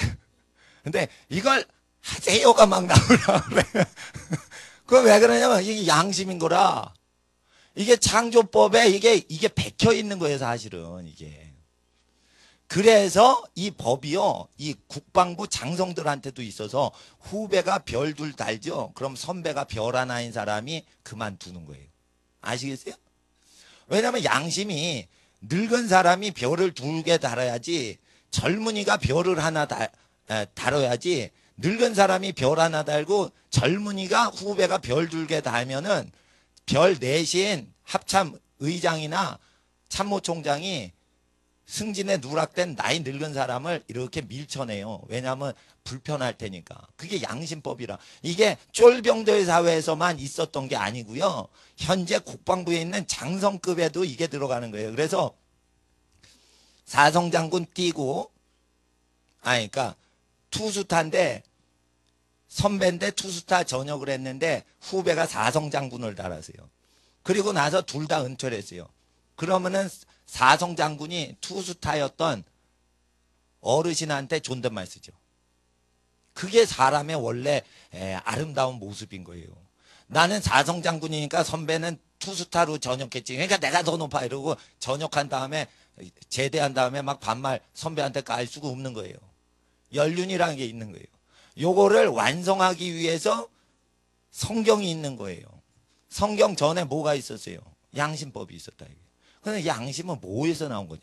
그래서 만물 속에 박혀있는 영의 말씀이 표출되는 게 양심이다. 그래서 이거에 맞게 교회 운영해야 돼요. 그래서 나는 양심에 윤동주 시인은 기독교인이었습니다. 항일운동과 독립운동을 했습니다. 하늘을 우러러 한 점 부끄러워 먹기를 입새이는 바람에도 나는 괴로워했다. 근데 시를 그렇게 썼는데 하늘을 우러러 한 점 부끄러움이 없으려면 먼저 하늘법을 양심으로 느끼고 있어야 돼요. 그래서 하나님 앞에 이 자연법에 대해서 알아야 되는데 그 자연법을 설명하는 것이 요한복음 1장인 것입니다. 그러니까 요한복음은 단지 영의 말씀이 있었다 이게 아니고 그 만드신 모든 피조물에 그 말씀이 없이는 지어진 게 하나도 없다. 그러면 그 말씀은 어디에 있는 거예요? 빚어진 말하신 그대로 이루어졌으니 보시기에 토브 착하다. 창세기 1장에 토브 빛이 있음에 그 빛이 하나님 보시기에 좋았더라가 아니고 원래는 착했더라 이렇게 했어요. 말 잘 들었더라 이거예요. 그 단어가 뭐냐면 눈에 빛이 있으니 찬란하고 기분 좋다 보기 좋다 이게 아니고 단어가 토브로 돼 있어요. 히브리어 토브. 토브는 뭐냐면 빛이 있으라 했을 때 여기 그대로 빛이 나타났습니다 했을 때 복종해서 마음에 든다라는 뜻이 토브예요. 하나님이 보실 때 복종을 그대로 하니까 너무 기쁜 거예요. 그럴 때 심히 보기에 좋으셨더라가 아니라 심히 보기에 착하였더라라는 단어로 돼 있는데 그게 마지막 날 인간을 만드시고 인간을 하나님 형상대로 만드시고 보시기에 심히 착하더라 이렇게 기록이 되어 있습니다. 그럼 뭐냐면 인간은 하나님의 말씀 그대로 손가락도 움직이고 눈도 움직이고 고개도 돌아가면서 행할 때 어떤 사람에게는 권위로 어떤 사람에게는 공경으로 대하는 걸 완전히 스스로 알아서 스스로 거하는 자로 있었던 것입니다. 그래서 하나님이 교육을 1절 안 했는데 지 혼자서 완전 자동으로 하나님 행태를 하는 겁니다. 완전 전자동인 겁니다. 그럴 때 하나님이 안식을 하신 겁니다. 왜 안식을 하실까요? 완전 전자동이 다 돌아가니까. 요게 태초에 만물 중에 펼쳐진 하나님의 말씀입니다. 그래서 온 만물을 보라 하나님이 충만하시도다 이렇게 된 거예요. 그럴 때 마귀가 타락을 시켜서 사람이 타락을 했지만 예수 그리스도께서 마귀를 이기시고 사망 권세 이기시고 우리에게 생명의 말씀을 주셨으니 누구든지 죄가 있어도 그분의 보혈로 다 씻김 받고 이제 영생의 말씀 그분의 말씀대로 하나님을 가장 사랑하고 있는 행태의 열매들을 매일매일 보이며 그리고 이웃은 자기가 대우받고 싶은 방식대로 이웃을 행복하게 해주려고 할 때 비로소 하나님이 잃어버렸던 모든 자녀의 몸에서, 마음에서 하나님의 신성과 능력이 분명히 보여질 수 있는 채비가 갖추어진 겁니다. 그래서 하나님을 가장 사랑하라는 계명은 하나님이 여러분 몸뚱이를 통해 나타나시는 준비를 하라는 뜻입니다. 이게 가장 중요한 겁니다. 하나님을 가장 사랑하지 않으면 하나님이 몸을 통해 나타나시기가 어렵습니다. 여러분 자녀에게 하나님이 뭔가 신령한 능력과 은사를 주신다 하여도 하나님을 그 자녀가 가장 사랑하지 않는다면 그 자녀에게서 하나님이 표출되는데 약간 꺼림직하고 뭔가 안 통하고 전선이 있는데 저항이 많아서 열이 많이 나고, 그래서 잡스러운 철선으로는 열이 많이 나서 전력 소모가 많이 돼서 전력을 하나님이 100만 볼트를 줘도 우리가 쓰는 것은 10볼트밖에 안 오는 거예요. 왜냐하면 전선이 불량 전선이거든. 근데 순동이나 순은으로 선을 깔죠. 그러면은 저항이 없기 때문에 은으로 전선 속에 순은을 넣잖아요. 그러면은 전류가요 거의 저항을 안 받고 100% 전달됩니다. 그럼 하나님이 100만 볼트의 은혜를 주시면 거의 100만 볼트를 다 받는 거예요. 이와 같이 우리의 죄성을 털어버리고 우리의 관습을 교정해서 예수의 말씀대로 살아가고 단순화시킬 때 그때 하나님의 은혜가 임하는 것입니다. 저는 교인분들의 사랑 어린 교회 교제를 막은 적은 없습니다. 한 번도 막은 적은 없습니다. 대신 격려해 드린 적이 없을 뿐인 겁니다. 왜 그러냐? 여기는 일주일 동안 직장 다니면서 시달리다가 오시는 분들에 맞춰서 스케줄을 잡기 때문에 매일 모이는 일도 행사를 벌이지 않습니다. 왜 그러냐면 하는 일이 없으신 분은 매일 교회 모이면 즐거운데 하는 일이 바쁘고 집안을 부양하고 이렇게 해서 투잡을 뛰어서 살아가시는 분들이 계시다면 이 교회를 매일 하면 힘들어요. 그래가지고 그 교회를 주일에 몰아가지고 다 하는 거예요. 오후에는 기도원 하는 거예요. 쉽게 말해. 기도원 하는 거예요. 그러니까 기도원에 갈 시간이 없으니까 그냥 교회 일을 다 없애버리고 기도원 하자 이겁니다. 예, 기도원 안 하면 오후에 기도 시간 없으면은 그냥 교회 활동하고 교제 나누고 뭐 도너스나 커피나 빵이나 나누면서 뭐 이렇게 재미있게 놀을 수도 있어요. 근데 그런 거를 일체 줄여버리자 이거예요. 왜냐면 급하니까. 말세니까. 급해서 그런 거예요. 급해서.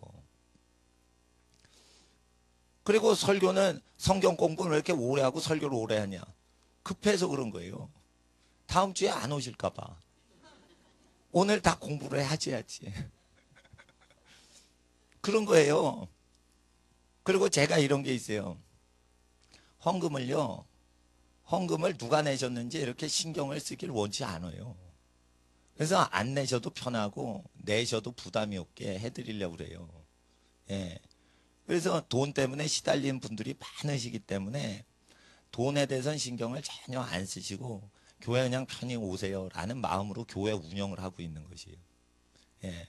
그러니까 그렇게 알아주시고, 그리고 제가 며칠 전에 이런 얘기했죠. 우리 교인이 혹시나 1000명이나 늘어나서 이 예배당에 수용이 안 되면 어떡하냐. 이럴 때 예배당 선착순으로 딱 100분만 딱 이렇게 들어오고 나머지 분은 뭐 비디오를 보든지 밖에서 보든지 이렇게 한다고 그랬죠. 그리고 나는 100명의 헌금이 충분히 들어오면 900명은 밖에서 헌금 낼 기회를 안 주려고 그래요. 그래서 900명은 무료로 그냥 교회 생활 하도록 그렇게 하려고 그래.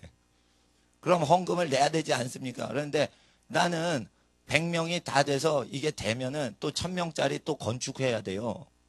그러면 일이 되니까 내가 그게 불편하면은 1000명짜리 예배당 그걸 건설하는 게 내가 성경 교육하는데 자꾸만 신경 쓰게 하면은 그걸 안 한단 말이에요. 그냥 100명 규모로 딱 하고는 900명은 인터넷이나 밖에서 그냥 비디오로 예배만 딱 드리게 하면 된다 이거예요. 900명한테 헌금을 거둘 수 있어요. 근데 900명한테 헌금 걷어서 1000명 11조가 들어오죠. 그럼 이건 회계 제도를 도입해야 돼요. 난 1000명 11조를 내도 타락하지 않을 사람이에요. 단지 1000명 11조가 왔을 땐 회계장부를 만들고 회계사 동원해야 돼요. 그럼 그게 목사가 사장이 되는 겁니다. 난 그런 거 싫어. 왜 그러냐. 나는 헌금을 내도 사랑하고 안내도 사랑하고 이렇게 살아왔어요. 부해도 잘해드리고 그분이 망해도 똑같이 잘해드렸어요. 그랬기 때문에 내가 하나님 앞에 지금껏 충성되게 살아왔기 때문에 교회 헌금 제도를 회계 제도로, 내가 고등학교 때부터 회계학을 공부했습니다. 그거를 교회에 도입하기에는 나는 너무 정결하게 살아왔기 때문에 대형 교회의 회계 제도는 더러워서 나한테는 안 맞습니다. 목사한테 맞는 제도가 있고 그 목사한테 안 맞는 제도가 있습니다. 그래서 하나님 앞에 내가 또 회개를 해야 될 거 아니에요. 1000명. 그럼 뭐 막 누구 시켜야 될 거 아니에요. 그러면 그 뒤에서 감사를 내가 또 해야 될 거 아니에요. 이런 거 자체가 제가 경영학에서 배웠던 통제하고 정치하고 조종하고 사람 자르고 새 사람 넣고 또 사람 교체하고 계속 이직거리를 해야 되기 때문에 기도와 복음 전파하는 데 방해가 돼서 그렇습니다. 그래서 목사님을 신뢰하는데 방해가 된다 이러면 교회 재산도 줄여버려요. 왜냐하면 목사님을 믿질 않으면 성경 공부를 안 해요. 그렇게 됩니다. 나는 분명히 하나님 앞에 복음을 순수하게 증거하고 내 소유를 다 없애고 내 집안에서 나에게 공급해 준 것까지 다 없애고 교회 재산까지 다 없애서 고아와 극빈자한테 다 준 것은 교인분들과 복음 전파 두 가지의 복을 위해서 한 건데, 그런 사람이 1000명의 11조를 받았을 때 누가 의심하면 그 사람 저주받습니다. 지금까지 나를 의심했던 사람 복 받는 사람 못 봤어요. 왜 그러냐면, 그래서 제가 일절 거룩하게 살아가는 것은 나는 어떻게 하든지 타락 안 할 자신이 있습니다. 왜냐하면 내 관계, 내가 계속 금식하고 마음을 가난한 자에게 계속 두고 그리고 몸이 고생하는 사람을 계속 만나고 이러면 사람이 타락을 안 해요. 그런데 보는 사람이 의심을 하는 경우에, 아, 교회에 땅이 생긴단다, 건물이 생긴단다, 야, 이동호 목사 타락하겠네, 이렇게 막 상상이 만약 되신다면 그분이 위험한 겁니다. 그분이. 나는 위험하지 않습니다. 땅이, 예? 성탄절날 뭐 예언을 하시는데, 아, 땅이 보이고 건물이 보이고 이렇게 예언이 나왔잖아요. 야, 그럼 땅 생기고 건물 생기면, 야, 목사님 타락하겠네, 이렇게 막 상상이 되면 그분이 지금 위험한 거예요. 그분이 위험한 거라 이거예요. 그래서 그렇게 타락하는 상상을 하실 분을 배려하기 위해서 헌금도 다 나눠드리는 거예요. 시험 들지 마시라고. 헌금을 다 안 나눠드려도 여기 착한 데만 써요, 저는. 예. 그러니까 하나님 앞에서 이 모든 탐심을 다 버려야 되는데, 교회 재산도 다 나눠주고 우리의 모든 일용할 양식과 생계를 위한 거 외에는 다 나눠줘도 되는 거예요. 왜냐하면 100명 11조가 100명이신 분이 모여서 교회를 해도 목사가 똑같이 살고요. 100만 명 교인이 생겨도 생활은 똑같아요, 목사가. 근데 모토로 헌금을 많이 거둬. 그러면은 100만 명 헌금을 거두면은 그거 일입니다. 100명 헌금 걷어서 알뜰하게 아름답게 쓰는 건 완벽히 쓸 수가 있는데, 100만 명이 11조를 걷는다, 10,000명이 11조를 걷는다 그러면 그걸 10만 원 단위로 진짜 아름답게 쓰는 건 무지무지 팔다리 뛰어다녀야 됩니다. 난 그걸 해봐서 아는 거예요.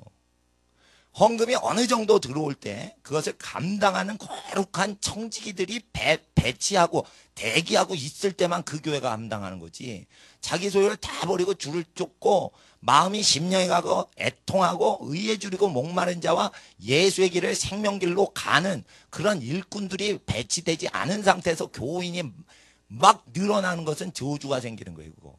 사람을 키우는 것보다 돈이 더 많아지면 자식들 타락하죠. 똑같습니다. 교회도. 사람을 세우는 속도보다 교인이 많아지면은 타락하는 겁니다. 그럼 그 많아진 사람은 어떻게 하냐? 헌금을 낼 필요 없게 그냥 되도록 복음을 그냥 무료로 전하는 겁니다. 예. 그렇게 하면 되는 거예요. 또 요즘은 인터넷이 생겨서. 그래서 예수의 말씀 그대로 법을 하고 목사나 무슨 사역자들이 뭘 법을 만들고 교인들이 회의를 해서 법을 만들고 이거보다 우리에겐 이 법보다 다른 법이 없습니다. 신약 성경이 우리에겐 법인 거예요. 예. 근데 이 법이요. 제가 믿음이 없을 때 군대에서도 내 양심에 있었더라고. 그 양심하고 딱 맞으니까 이 말씀을 나중에 들으니까 내 눈에서 눈물이 나는 거예요. 왜냐하면 내가 믿었던 내 양심으로 하나님을 생각했던 그 하나님이 성경에 계신 거예요. 그래서 나는 하나님을 만난 거예요. 하나님을 만나려면 그 사람이 양심이 회개가 되고 회복이 될 때만 하나님하고 터치가 되는 거지. 절대 양심이 악한 상태에서는 하나님의 빛이 어둠에 비춰도 어둠이 깨닫지 못하는 겁니다. 세례 요한에 그래서 하나님께 보냄받은 자가 있으니 그 이름은 요한이라. 이래서 세례 요한이 나타나서 예수님 오시기 전에 사람의 양심을 청결케 하는 일을 먼저 하시는 겁니다. 우리가 1월 26일 날 또 데이비드 호간 목사님이 오신답니다. 선교사님인데 이분이 할아버지예요. 그래서 제가 듣기로는 아들과 손주까지 데리고 오신대요. 손주가 대학교 다닐 그런 나이예요. 예, 그러면 뭐 이렇게 백발이에요. 수염도 이렇게 기르는 그런 선교. 근데 뭐 2011년 집계가 죽은 자가 500명을 살렸대요. 지금까지. 난 20년 전에 200명 살렸다는 소리를 20년 전에 들었어요. 예. 그래서 이제 했는데 2011년까지 500명 죽은 자를 일으켰답니다. 그 사역이. 그런데 왜 나는 다른 성령 사역자 우리 교회에 안 모십니다. 나는 이 설교를 할 때 나는 문자 그대로 행했고 문자 그대로 교회를 내 뜻이 전혀 없이 주님의 기록된 말씀대로 지금 단순화시키는 일을 하며 또한 헌금이 거쳐질 때 하나님의 복음 전파하는 것과 가난한 자에게 복음 증거하시는 교회에 나눠주기를 다 마쳤으므로 내 설교를 듣는 시간에 하나님이 치유해 주시길 나는 그냥 바라는 겁니다. 옛날엔 배님 목사님 똑같이 하면 신유가 나타났어요. 그건 뭐냐면 그 찬양을 계속하는 거예요. 찬양을 계속해. 그럼 어떻게 하냐면 혀가 말려요. 계속. 그럼 어떻게 그때 말릴 때까지는 선포를 안 해요. 말리면 어떻게 해요? 그때 병 나을지어다 이렇게 막 합니다. 이렇게 방언 말리듯이 이게 혀가 말려요. 그러면 그게 한 찬양을 20분 30분 하면 이게 말립니다. 그럴 때 말을 하면 그때 역사가 일어납니다.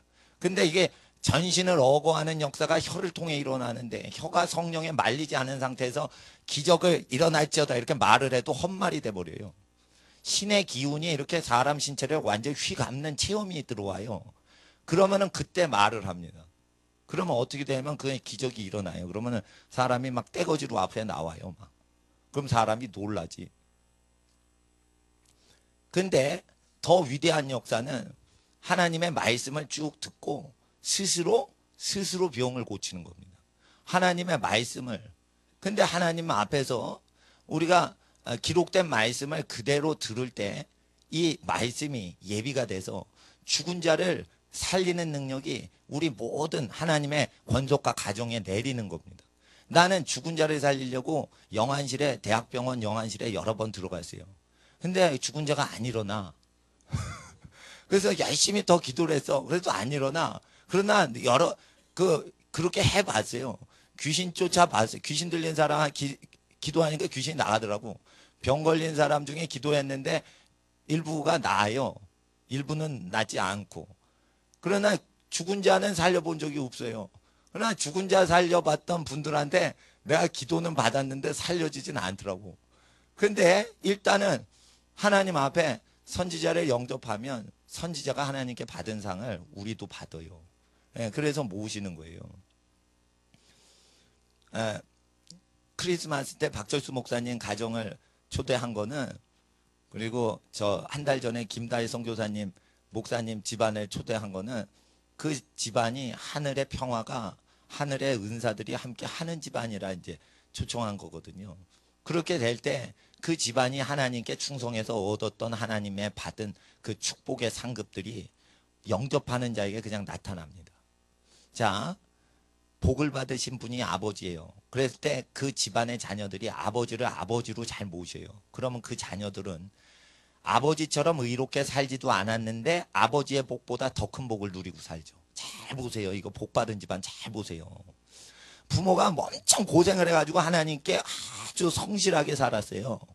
그럴 때 하나님의 은혜가 그 의를 위해 고난을 당한 부모 세대에 임했을 때 그 자식이 고난을 안 당해도요, 부모처럼 안 살아도 부모에게 감사만 계속해도 부모보다 더 큰 복을 누려요. 그걸 이용하기 위해서 우리가 효도 교육을 해야 되는 거예요. 부모가 고생했어. 그러니까 너도 고생해라. 이게 아니고 부모를 절대 공경하고 복종하는 훈련만 시키면 그냥 복을 받는 거예요. 왜 부모가 헐벗고 고생하고 학대당했던 것을 애한테 또 원하는 부모가 어디 있어요. 근데 자꾸만 그런 식으로 살라 한단 말이에요. 오히려 고생하셨던 분을 공경하고 나는 부족합니다. 그리고 무어른을 공경케 하면 그 자손이 더 큰 복을 받으니 고생했던 선대가 보람이 있는 거예요. 고생한 보람이. 이와 같이 모든 걸 버리고 주를 쫓아서 산지족 선교를 하고 이런 걸 할 필요가 없어요. 그렇게 하신 분을 영접만 하고 그분을 인정을 하면은 복이 내리는 거예요, 그냥. 그것은 기록된 말씀 요한 3서에 있어요. 요한 3서 보세요.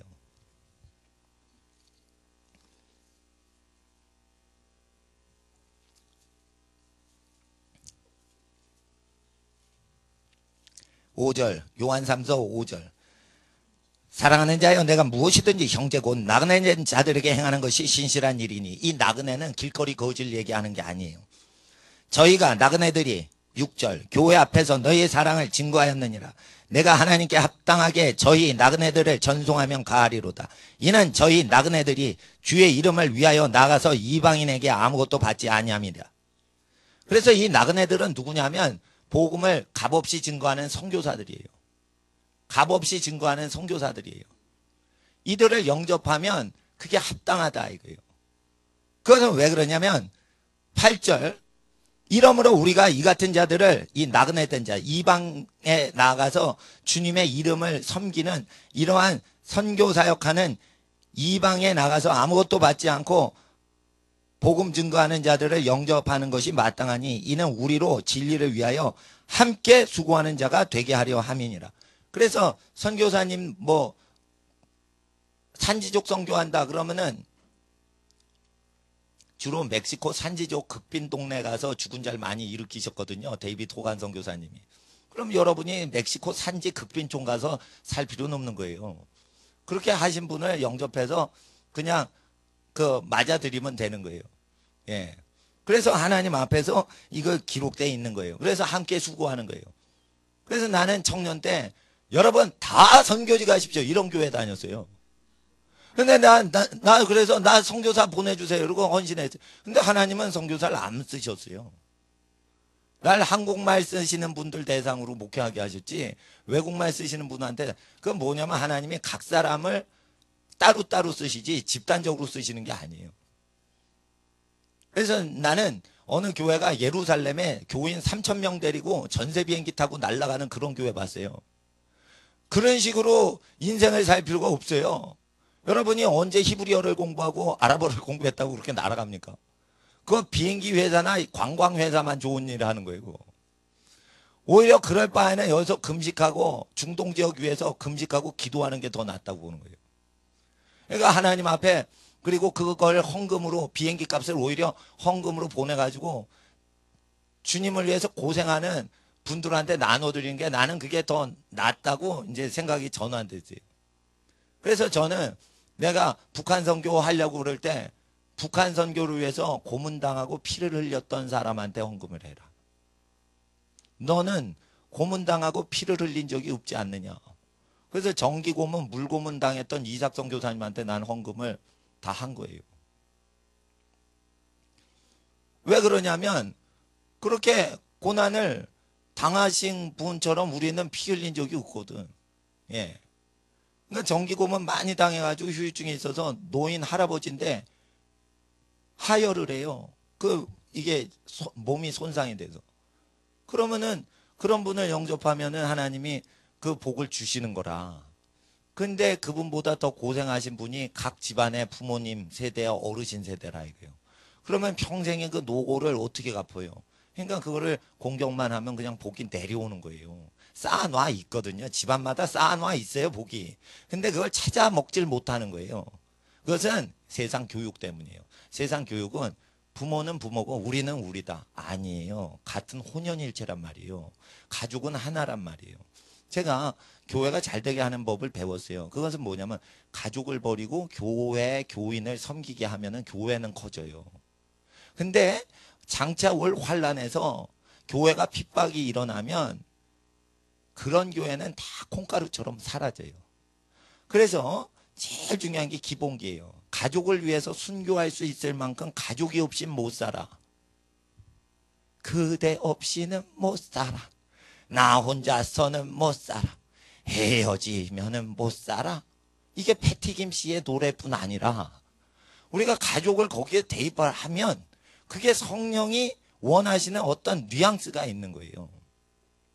예.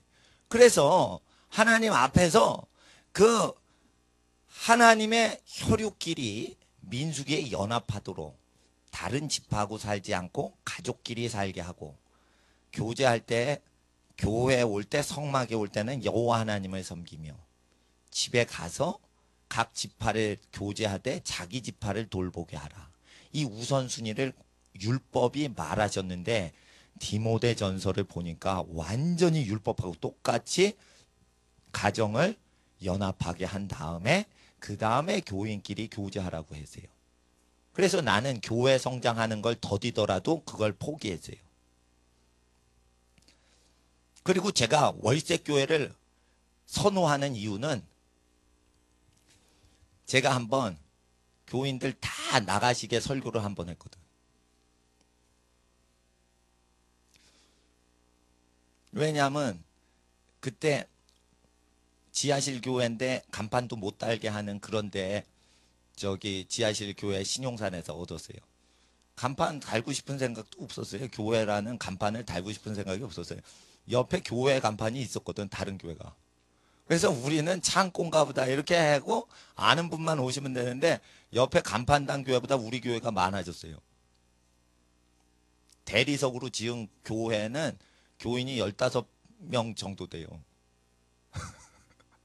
네, 몇 억을 10억 이상 들여서 그걸 짓는데 조그만 교회인데 100평 안에 100평 안에 10억을 들여서 하는 것도 웃긴 거예요. 100평 안에서 이 교회가 안 생깁니다. 이거 주택은 돼요. 주택은 이렇게 정원되고 100평이면 돼. 교회를 100평 안에 짓는 게 어려운데 그것도 조립식도 아니고 대리석으로 짓는 거 좀 웃긴 겁니다. 근데 하여튼 그 교회는 건물 짓는데 목숨 걸었어. 그래 건물 지었어. 근데 우리는 헛간이요. 창고에 창고. 그 간판도 없어. 교회 문도 미닫이 문이요. 이거 옛날 구멍가게 들어가는 그런 문이야. 그런데 하여튼 교인분이 몇십 명이 금방 생겼어요. 근데 내가 거룩한 수준으로 이렇게 하다가 더 거룩해져서 옛날 수준으로 목회를 못하는 단계에 이르면 내가 갑자기 돌변하는 경우가 있어요. 그럼 이렇게 다른 목사가 돼버리거든. 그럼 옛날의 교인분들은 나하고 안 맞아요. 그런 게 오는 거예요. 네 지금 사역 형태를 바꿔라 하면은 교인이 그걸 못 따라와요. 나는 그걸 할 수 있어요. 근데 교회 나오시는 분들은 세상 활동하시고 그래서 어려워서 그걸 못 따라온단 말이에요. 그러면 어떻게 돼요? 교인이 떨구어지죠. 떨구어질 때 운영비가 많이 들어가는 교회가 교회 떨구어지면 목사가 두려워해서 설교를 온전히 못해요. 설교를 온전히 해서 교인이 다음 주에 안 오셔도 옳은 설교는 계속 해야 돼요. 옳은 설교는 계속 해야 되는데 내가 사람을 좋아하기 때문에 사사롭게 설교할 수가 있으니까 그게 두려워서 안 사귀는 거거든요. 그리고 혼자 지낸 거예요. 그리고 외로우신 분 만나도 나도 혼자 지냅니다. 이렇게 말을 해드리려고 내가 사람 많이 안 사귀거든요. 그 지하실 교회 개척하시고 기도 많이 하시고 몸이 불편하신 목사님 교회 그 가난한 교회가 또 막 퍼드려요. 예. 그리고 이제 천막에서 이제 천막 지고 노숙자들한테 설교하시는 오준영 목사님 뵙고 이런 분들 외에 나는 목회자들도 교제를 안 해요. 주님 위해서 고생하시는 분만 제가 교제를 하지 일반 목사님들 만나지도 않아요. 그럴 때 하나님은 저와 함께 하시고 사람을 많이 교제를 해야 사람 구원하는 거 아니고 예수님 말씀하신 걸 그대로 행동하고 단순하게 믿는 그 믿음을 전파만 하면 사람이 구원받는 것이니 내가 정치를 해서 교회 지도자가 될 필요도 없는 것이요. 지도자이신 예수님이 명하신 기록된 문서만 가르쳐 전파하고 교육만 시키면 우리의 양심이 알아서 움직이는 겁니다. 그래서 제가 청소 당번을 지정할 필요가 없고 내가 청소하시는 분을 위해서 섬겨드리다가 같이 나눠서 청소가 편하도록 이렇게 도웁시다 하면은 뭐 종이컵 버리시는 분 아니 계시겠죠. 그러니까 하나님 앞에서 이런 식으로 교육적으로만 하는 거지 정치적으로 저희 교회가 운영되지 않습니다. 제가 정치를 하면 다 정치하게 됩니다. 그러니까 하나님 앞에서 예수님이 정치하시도록 우리는 이 말씀 선교사님이 온다 그러면은 그걸 맞이하는데 나는 이렇게 얘기합니다. 사람들이 세워달라고 합니다. 우리 교회는 그렇게 얘기는 안 합니다. 그러나 다른 교회 가면 왜 자기만 찬양인도 하냐? 다른 사람도 세워야지. 왜 자기만 설교하냐? 그럽니다. 여러분 설교를 하려면 자기 걸 다 버리고 주님처럼 살아갈 헌신을 하고 설교를 하시는 거예요. 그러질 않으면 그런 사람이 설교를 할 때 듣기만 하셔야 바로 성장이 믿음이 빨리 되는 거예요. 근데 겉멋 들어가지고 계속 아무나 대학생한테 설교 다 시키고 뭐 다 합니다. 증권회사 이 주식 투자하는데 삘이 꽂혀있는 아저씨한테 집사님한테 설교 주고 마이크 다 그런 식으로 평신도사역 다 합니다. 그래서 방자고 교만한 겁니다. 그러니까 교인들이 교제를 하면 해를 당하는 거예요. 반드시 마이크는 똑같은 설교 마태복음 내가 분부한 모든 거 가르쳐 지키게 하라. 그럼 마태복음 그대로 가르쳐 지키는 사람이 전파하고 부족하면은 자기 기준이 마태복음과 요한복음 기준이라고 생각하고 회개하는 사람 기준으로만 설교를 하라고 돼 있어요. 그러면 설교할 사람이 거의 없는 거예요. 헌금을 다스리려면 회개를 선출해서 그 사람 세워라 이러는데 그건 목사 마음이지 목사 측근을 회개로 세우면 자기 마음대로 목사가 운영하는 거예요. 그런데 이런 게 있습니다. 복음을 위해서 모든 걸 다 버리고 레위인처럼 살아갈 사람이 성물 다스리라. 레위기하고 민수기하고 복음서에 그렇게 기록이 됐으니 헌금을 운영했던 스테반 집사는 그렇게 거룩히 살았던 겁니다. 그러니까 이거 교회 사역은 아무나 하는 게 아니고 구별된 사람이 신약 성경에 의해서 하는데 지금 교회들은 사람들이 회의해서 선출하면 그게 하늘이 뽑았다. 거짓말칩니다. 하늘은 여기에 기록되어 있는 것이지 목사가 회의를 주재할 때 하늘의 뜻이 오는 게 아닙니다. 나는 신구약 성경을 계속 주야로 묵상하기 때문에 어느 예언이 나와도 난 분별할 자신이 있으니까 예언 사역을 풀어놓을 수 있는 겁니다. 근데 만약에 자기가 예언 사역을 감당을 하지도 못하는데 예언을 계속 추구를 하면 교회 박살날 줄 아십시오. 거의 교회 박살날 때는 예언을 하다가 박살납니다. 자 보십시오. 이 교회에 땅과 건물이 생긴다고 합니다라는 예언이 왔어요. 실제 왔어요. 그럴 때 그것은 사도행전하고 그대로 똑같이 할 수 있는 사도적인 권세가 있는 환경에서만 그게 허용되는 거지 교회가 부자 되면 타락하는 겁니다. 하나님 앞에서 그래서 사도행전적으로 사는 사람이 있을 때 교회 건물도 필요하다 안 필요하다 이게 절제가 돼야지 교회 건물이 있으면 좋아하고 이래 갖고는 쌈박질 나는 거예요. 서초역 옆에 쌈박질이 나잖아. 3천억 들여가지고 빌딩을 줬어. 그러면 이거 나중에 팔 때 1조 원이 넘어요. 조금 있으면 거. 그럼 교회 재산 몇몇 교회가 지금 1조 원 이상 돌파를 했거든. 그랬을 때 1조 원을 들여서 빌딩 지어서 말씀 전파하는 게 효율적인가? 1조 원이 아니라 그냥 1,000만 원이나 1억 정도 교회 운영하고 복음을 그냥 전파하고 가난한 사람에게 다 나눠주고 그렇게 교회 운영할 때 복음 전도가 잘 전파될까? 비교를 했을 때 후자가 잘 된단 말이에요. 내가 다 보니까. 난 대형 교회에서만 전도사 사역을 했기 때문에 그걸 본단 말이에요. 그러니까 하나님 앞에 우리의 본분은 뭐예요? 건축업자가 아니라 이거예요. 복음을 전파하자 이거예요. 그리고 예언도 마찬가지예요. 내가 건축업자고 교회 건물을 세워서 사람 규모를 늘리는 사람이면 그거를 그냥 막무가내 예언을 받지만, 예언은 분별할 수 있으려면 어떻게 되냐? 욕심이 하나도 없는 인간만이 예언 분별하는 거예요. 예언이 나오죠. 분별하실 수 있죠. 모든 자가 분별하죠. 분별해 보세요. 분별 안 됩니다. 감동적이면 분별이 안 됩니다. 그 예언이 감동적이면 분별이 안 돼요. 근데 제가 예언사역자로 모으신 분은 진짜 선지자예요. 외국에 가도 그거 정확히 예언을 해요. 그리고 어떤 애기 아빠 여기 있다가 예언 받았죠. 막 오열을 하면서 뒤집어지죠. 그거 왜 그런 줄 알아요? 본인이 기도하는 내용을 그대로 강사가 얘기를 한 거예요. 본인이 회사 상태를 그대로 강사가 얘기를 해버렸어요. 그대로 얘기를 하니까 자빠지는 거예요. 그 아저씨가. 오늘 안 오셨네. 그러니까 그 샘플로 하나 족친 거예요. 쉽게 말해. 그 다음에 이제 개인 예언을 이렇게 해주시는 거예요. 근데 내가 그 아저씨 상황은 내가 아니까 이제 정확히 예언을 하셨다 이런 거지. 근데 뭐 사생활인데 내가 뭐 딴 분한테 알려요? 하나님 앞에 근데 어떤 정확한 예언도요, 예수로 세뇌가 되질 않으면 분별이 안 되기 때문에 반드시 담임 목회자가 예수의 마음으로 그걸 완전히 정립을 해주고 적용은 그 선지자가 하는 게 아니에요. 그 교회 담임 목회자가 하거나 각 집안의 부모님이 결정하는 거예요. 어떤 사람이 이 사람하고 결혼할까요 말까요? 나한테 옵니다. 그러면 육체가 맺을 결 맺을 혼이에요. 한문이 맺을 결 맺을 혼. 결혼은 육체가 맺는 거예요. 둘이 하나가 몸이 되는 거예요. 한 몸. 그럴 때 부모님한테 허락받아라.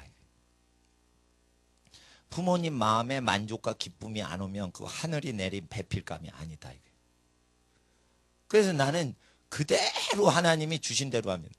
그래서 이걸 분별을 정확히 해야 되는데 목회자가 교만하죠. 그러면 너랑 어울린다. 니네 짝이다. 교주가 돼버리는 거예요. 아시겠어? 결혼은 예수님과 교회도요. 교회가 예수님 싫다고 그러면 결혼을 안 해요. 쌍방간에 합의가 될 때만 하늘의 뜻이지, 한쪽이 나 계시 받았으니까 너 내 색시다. 이거 위험한 사기꾼일 가능성이 많습니다. 이거. 자, 그래서 예언의 분별에 대해서 고린도전서 14장 보세요. 오늘 요한복음 1장에 하나님의 말씀에 대해서 우리가 나누면서 하나님의 말씀은 모든 만물에 이렇게 꽂혀서 역사되도록 하기 위해서 그 말씀 살리기 위해서 죄를 멀리하는 것입니다. 왜 여기서 청년부들이 청년끼리 연애하는 걸 못하게 할까요? 그것은 연애를 할 때 10%는 결혼에 도움이 돼서 청년부에 되지만 90%에서 80%는 자기 배필이 아닌 사람한테 시간과 돈과 영적인 에너지를 다 쏟아붓고 나중에 헤어집니다. 그래서 중고등학생이나 청년들이 연애할 필요가 없는 거예요. 그리고 목사님이나 전도사님 설교를 듣는 거예요. 그래서 하나님 앞에서 우리가 찬양하고 하나님 말씀 듣는데 힘쓰는 거예요. 저는 결혼기도 사실 많이 안 하고 연애를 안 했습니다. 내가 좋아하는 여자는 날 싫어해요. 날 좋아하는 여자는 내가 싫어해. 이렇게 살아왔습니다. 그래서 내 친구들이 너는 끼지 마 이랬어요. 왜냐하면 여자친구가 없거든. 그러니까 뭐 여자친구 있는 것 같아도 그게 사실은 모양새 그렇게 이렇게 친구들 우리 대학 다닐 때 미팅하고 소개팅하고 뭐 이랬어요. 요즘 그런 거 하나 모르겠어. 근데 그런 거 뭐 만년필 돌리면서 누구 손수건 돌리면서 이런 거 했는데 말짱 도루묵입니다. 자기 배필이 거기서 안 나와. 예. 그래서 나는 기도만 했어요. 그랬더니 제 첫 번째 애인이 제 아내입니다. 편하잖아요. 그 기도 오부지게 많이 한 자매를 만나서 그 귀신 쫓고 병 고쳐. 목회하는데 딱이지 뭐 사모님이. 내가 골랐어 봐요. 퀄리티가 더 떨어지는 사람 골라요. 그러니까 하나님께 우리의 부르심을 열심히 살면 거기에 맞는 배필을 하나님이 하와를 이끌어서 아담에게 보내주시는 거지. 자기가 온 숲을 헤치면서 내 짝은 어디냐. 근데 자기 갈비 속에 있거든. 예. 온 수풀을 헤치면서 온 세상에 연애질 하려고 돌아다닐 필요가 없다 이거요.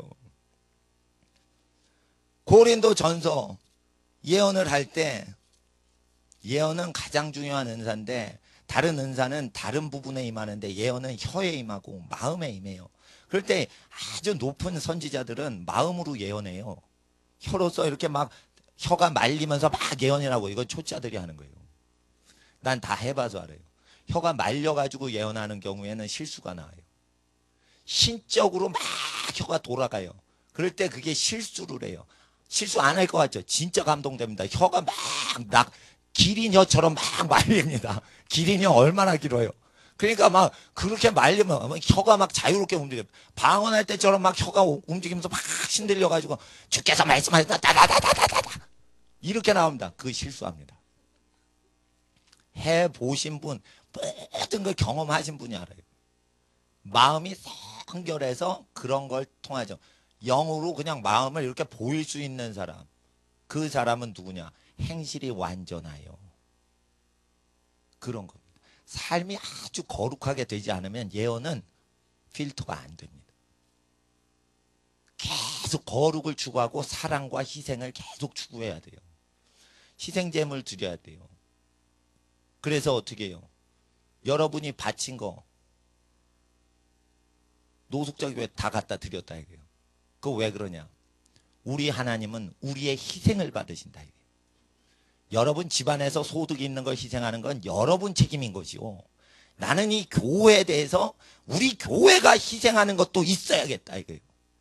여러분이 희생을 하시는 분이 있고 안 하시는 분이 있어도 나는 관여를 안 한다 이거예요. 그건 여러분이 결정하는 거고 나는 내 인생과 이 교회 하나님을 위해 뭔가 희생을 해야겠다 이거예요. 물질뿐 아닙니다. 우리의 시간을 하나님께 바치는 겁니다. 그러면 어떻게 그렇게 영적으로만 하나님 섬기면 결혼 어떻게 합니까? 결혼 다 합니다. 결혼 다 합니다. 믿음이 있는 자는 다 합니다. 연애도 허락 안 하면서 어떻게 다 간다는 거야? 다 갑니다. 그걸 믿으시면 되는 거예요. 청년들 다 결혼 제일 최고의 배필을 만나 결혼 최상의 가정을 이루며 다 합니다. 순결만 지키시고 우덜은 공경하고 자기 일에 땀 흘려 달려가는 인생이 돼야 됩니다. 성령 받으면 자기 일에 집중을 합니다. 제가요 설교하는 거 내가 다 하죠. 혼자 다 헤쳐먹는다. 누가 보면 이렇게 되면 나는 열정이 있는 거예요. 난 12시간 설교했던 사람이에요. 그러니까 3시간 설교는 이건 일도 아닌 거예요. 난 12시간 설교했어요. 그것도 매일 설교할 때 난 그걸 즐겨 했어요. 중국 지하교회 신학교 가서 12시간 설교했어요. 예? 아니 오래 했단 말이에요. 새벽 기도부터 해가지고 밤 11시까지. 그러면 어떻게 돼요? 그 기쁜 거예요. 그렇게 했으니까 하는 거지. 그래 나는 이렇게 봐. 예수님이 부교육자를 세우지 않아요. 제자만 세우지. 그래서 어떻게 해요? 그 제자들이 다 예수님급이 되는 거예요. 근데 나눠 먹기식으로 하죠. 나 1시간 할 때인가 너도 1시간 설교하고 12명이 1시간씩 12시간 설교하자. 이렇게 되면 다 핫바리 수준 되는 거예요. 예수님은 아침부터 저녁까지 성전에서 자기 혼자 설교를 하셨어요. 이거를 하려면 영역을 받아야 되는데 영역을 못 받았는데 무슨 사역을 합니까? 신학교도 못 가게 해야지. 신학교 가면 큰일 납니다. 신학교 갈 사람은 영역을 받은 사람이 가야 되고 욕심, 재물 욕심이 하나도 없어야 돼요. 그런 사람만 선별해서 가야 되는데 어떻게 신학교를 많이 갑니까? 그러니까 되도록 신학교는 못 가게 말려야 되는 거예요. 고린도전서 14장에 보시면 1절 사랑을 따라 구하라 신령한 것을 사모하되 특별히 예언을 하려고 하라 이렇게 돼 있죠.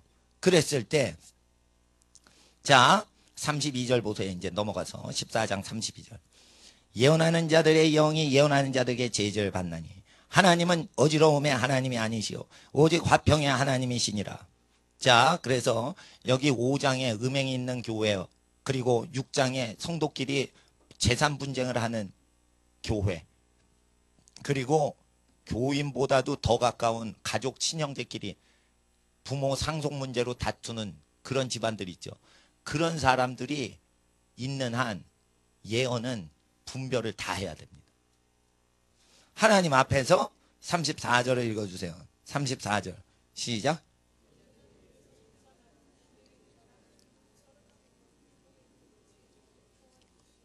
이건 뭐냐면 여자는 성경 공부 가리키면 안 된다 이 뜻이 아니고, 여자는 교제를 하면 안 된다는 뜻이 아니고, 여자가요 밑에 절인 남편한테 상의도 없이 예언 사역을 해서 예언을 막 하는 게 아니다 이거예요. 그래서 성도의 교회에서 같이 해라 이거예요. 성도들은 어떻게 예언을 하냐, 신령한 여선지자들인데 남편한테 가서 다 컨펌 받고 남편을 딱 세워주고, 그리고 훌다 여선지자처럼 예언하는 거예요. 부인 역할과 어머니 역할을 완전히 하면서 예언 사역해요. 근데 성도가 아닌 교인들은 무엇이냐, 이 고린도 교인들 성도래요 아니래요? 아니라고 얘기를 하는 거예요. 성도들의 교회는 이런 식으로 하는데 너희는 성도가 아니니까 남편 제끼고 영빨과시하는 여자들은 예언하지 말라.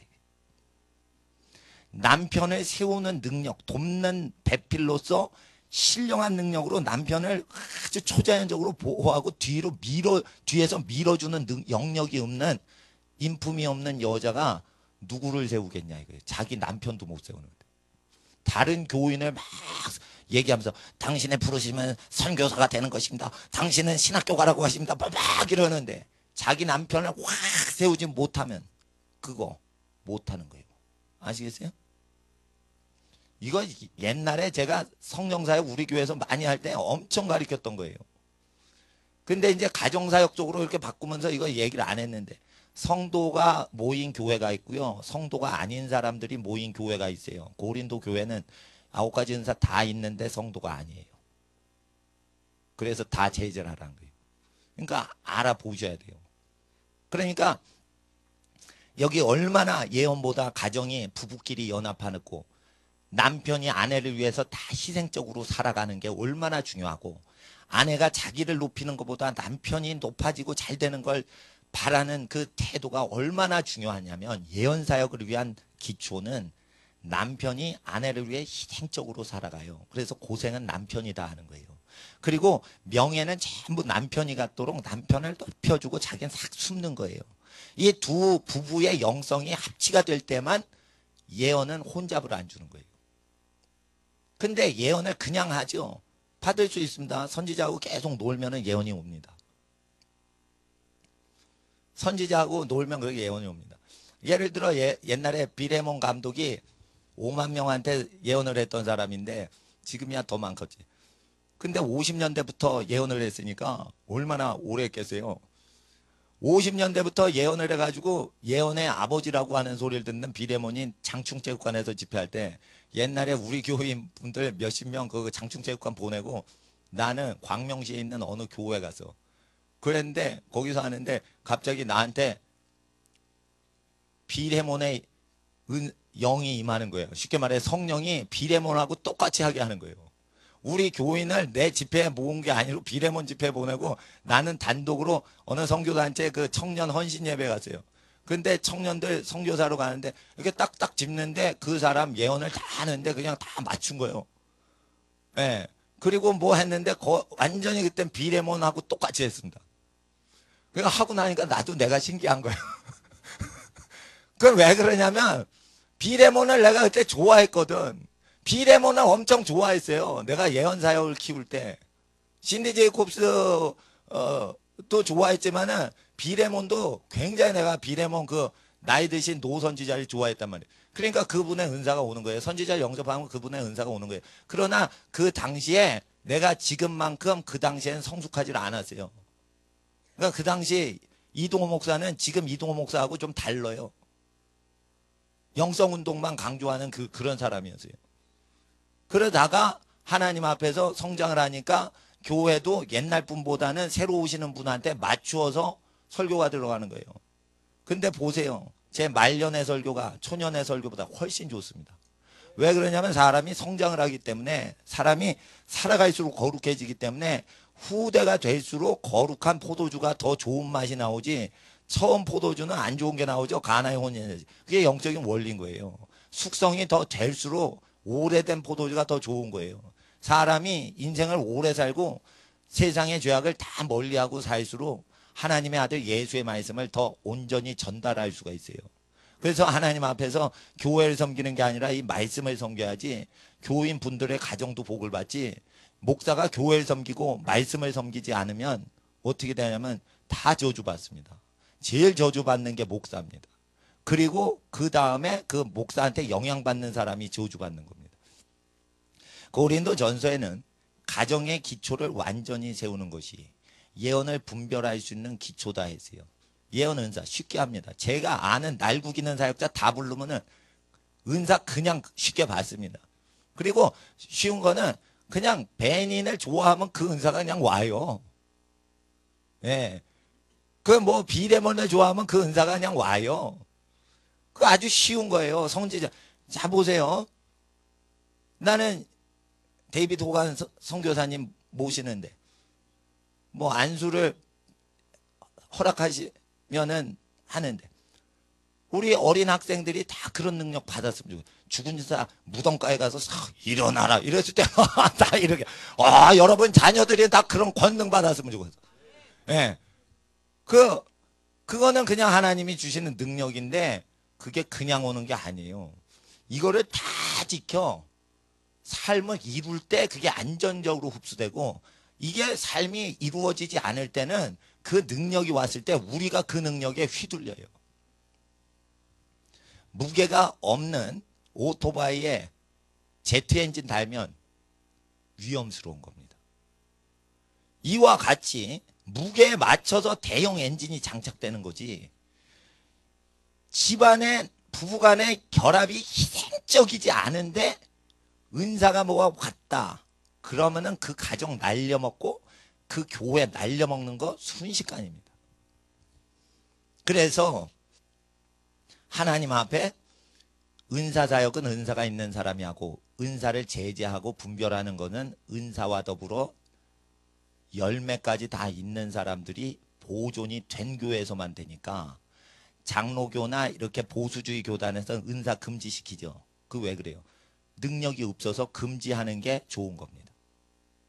거기는 은사자도 없고 은사를 분별할 거룩한 열매도 없어요. 사람은 죄를 지을 수밖에 없다 이렇게 계속 가르치기 때문에 성결 단계로 못 들어갔기 때문에 절대 은사를 받아도 안 되고 은사를 받아도 분별도 못 합니다.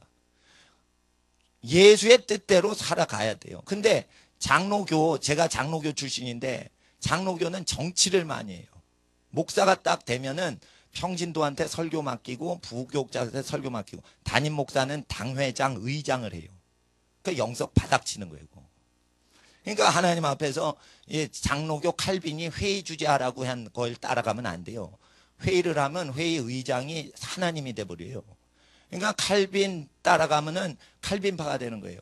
우린 예수파가 돼야 되는 거예요. 우리는 말씀 전파하고 기도하는 데 힘써야 되는 거예요. 그러면은 기도를 힘쓰면 청년들도 하나님의 배필을 만나며, 또한 하나님 앞에서 어린 세대에 천재의 영성이 실제 내립니다.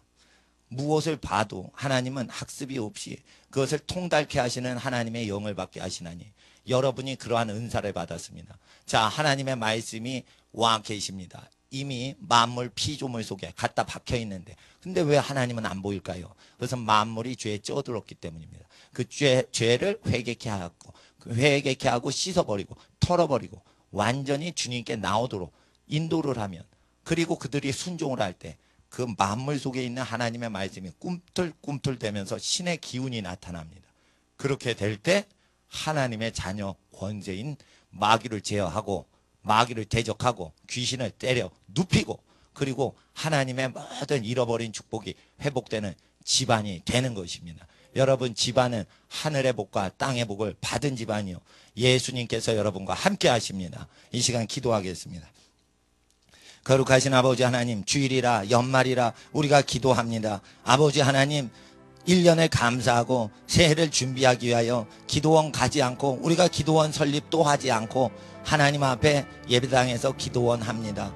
아버지 하나님, 우리가 오후에 기도하는 모든 시간 가운데도 함께 하시고, 이 시간 우리가 오전 예배 마칠 때 아버지 하나님의 은혜와 사랑에 감사하며 이 나라 이 민족이 여기 있는 모든 가정들의 회복을 통해 온전히 회복받고 땅이 복구되는 역사가 일어나게 하시고, 악하고 음란한 문화가 어린 이로부터 노인에 이르기까지 퍼져 있는 이 시대에 이 악하고 음란한 문화와 악한 귀신들을 떨쳐버리고 하나님 앞에 영광과 존귀와 거룩의 관을 쓴 면류관 충만한 하나님의 자녀의 인생으로 달려가게 하옵소서.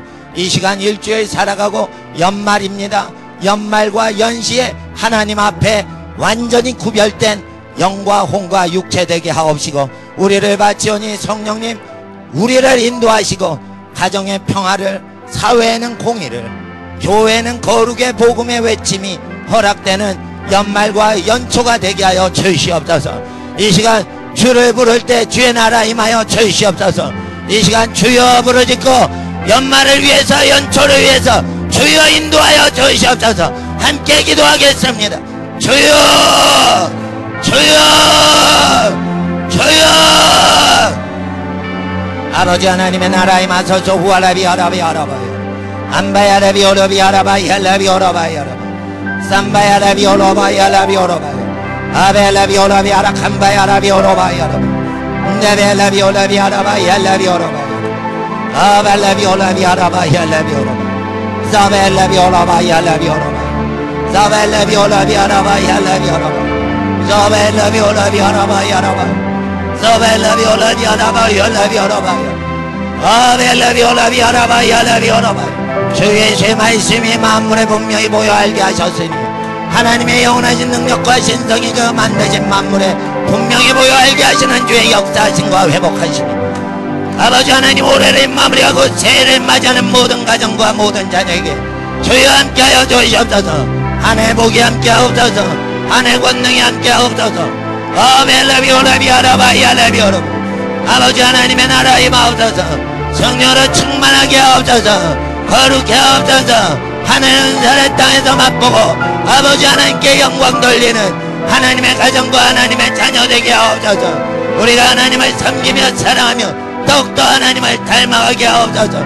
거룩하신 주 예수여, 마지막 때의 마지막 증인으로 이 땅에 오신 선지자의 마지막으로 오신 구주 메시아 예수님, 하나님의 아들의 말씀을 우리가 받들고 모든 만물 중에 하나님이 태초에 천지 창조하실 때 말씀을 기억시키신 아버지 하나님 하늘의 부르심 따라 완전히 살게 하여 주시옵소서. 죄악을 멀리하여 하나님의 신적 기운이 우리를 붙들도록 아버지 하나님의 뜻이 완전히 이루어지게 하옵소서. 아벨라비 오라비 아라바이 오라비 아라바이 아벨라비 오라비 아라바이 오라비 아라바이 아버지 하나님의 뜻이 땅에 다 이루어지게 하옵소서. 아버지 하나님의 뜻이 땅에 다 이루어지게 하옵소서. 아버지 하나님의 뜻이 땅에 다 이루어지게 하옵소서. 아벨라비 오라비 아라바이 아라비 오라바 아벨라비 오라비 아라바이 알라비 오라바이 아버지 하나님 하늘의 권능과 능력으로 충만하게 하옵소서. 충만하게 하옵소서. 하늘의 권능과 능력으로 충만하게 하옵소서. 아벨라비 오라비 아라바이 아라비 오라바 아버지 하나님의 나라 임하시게 간절히 원합니다.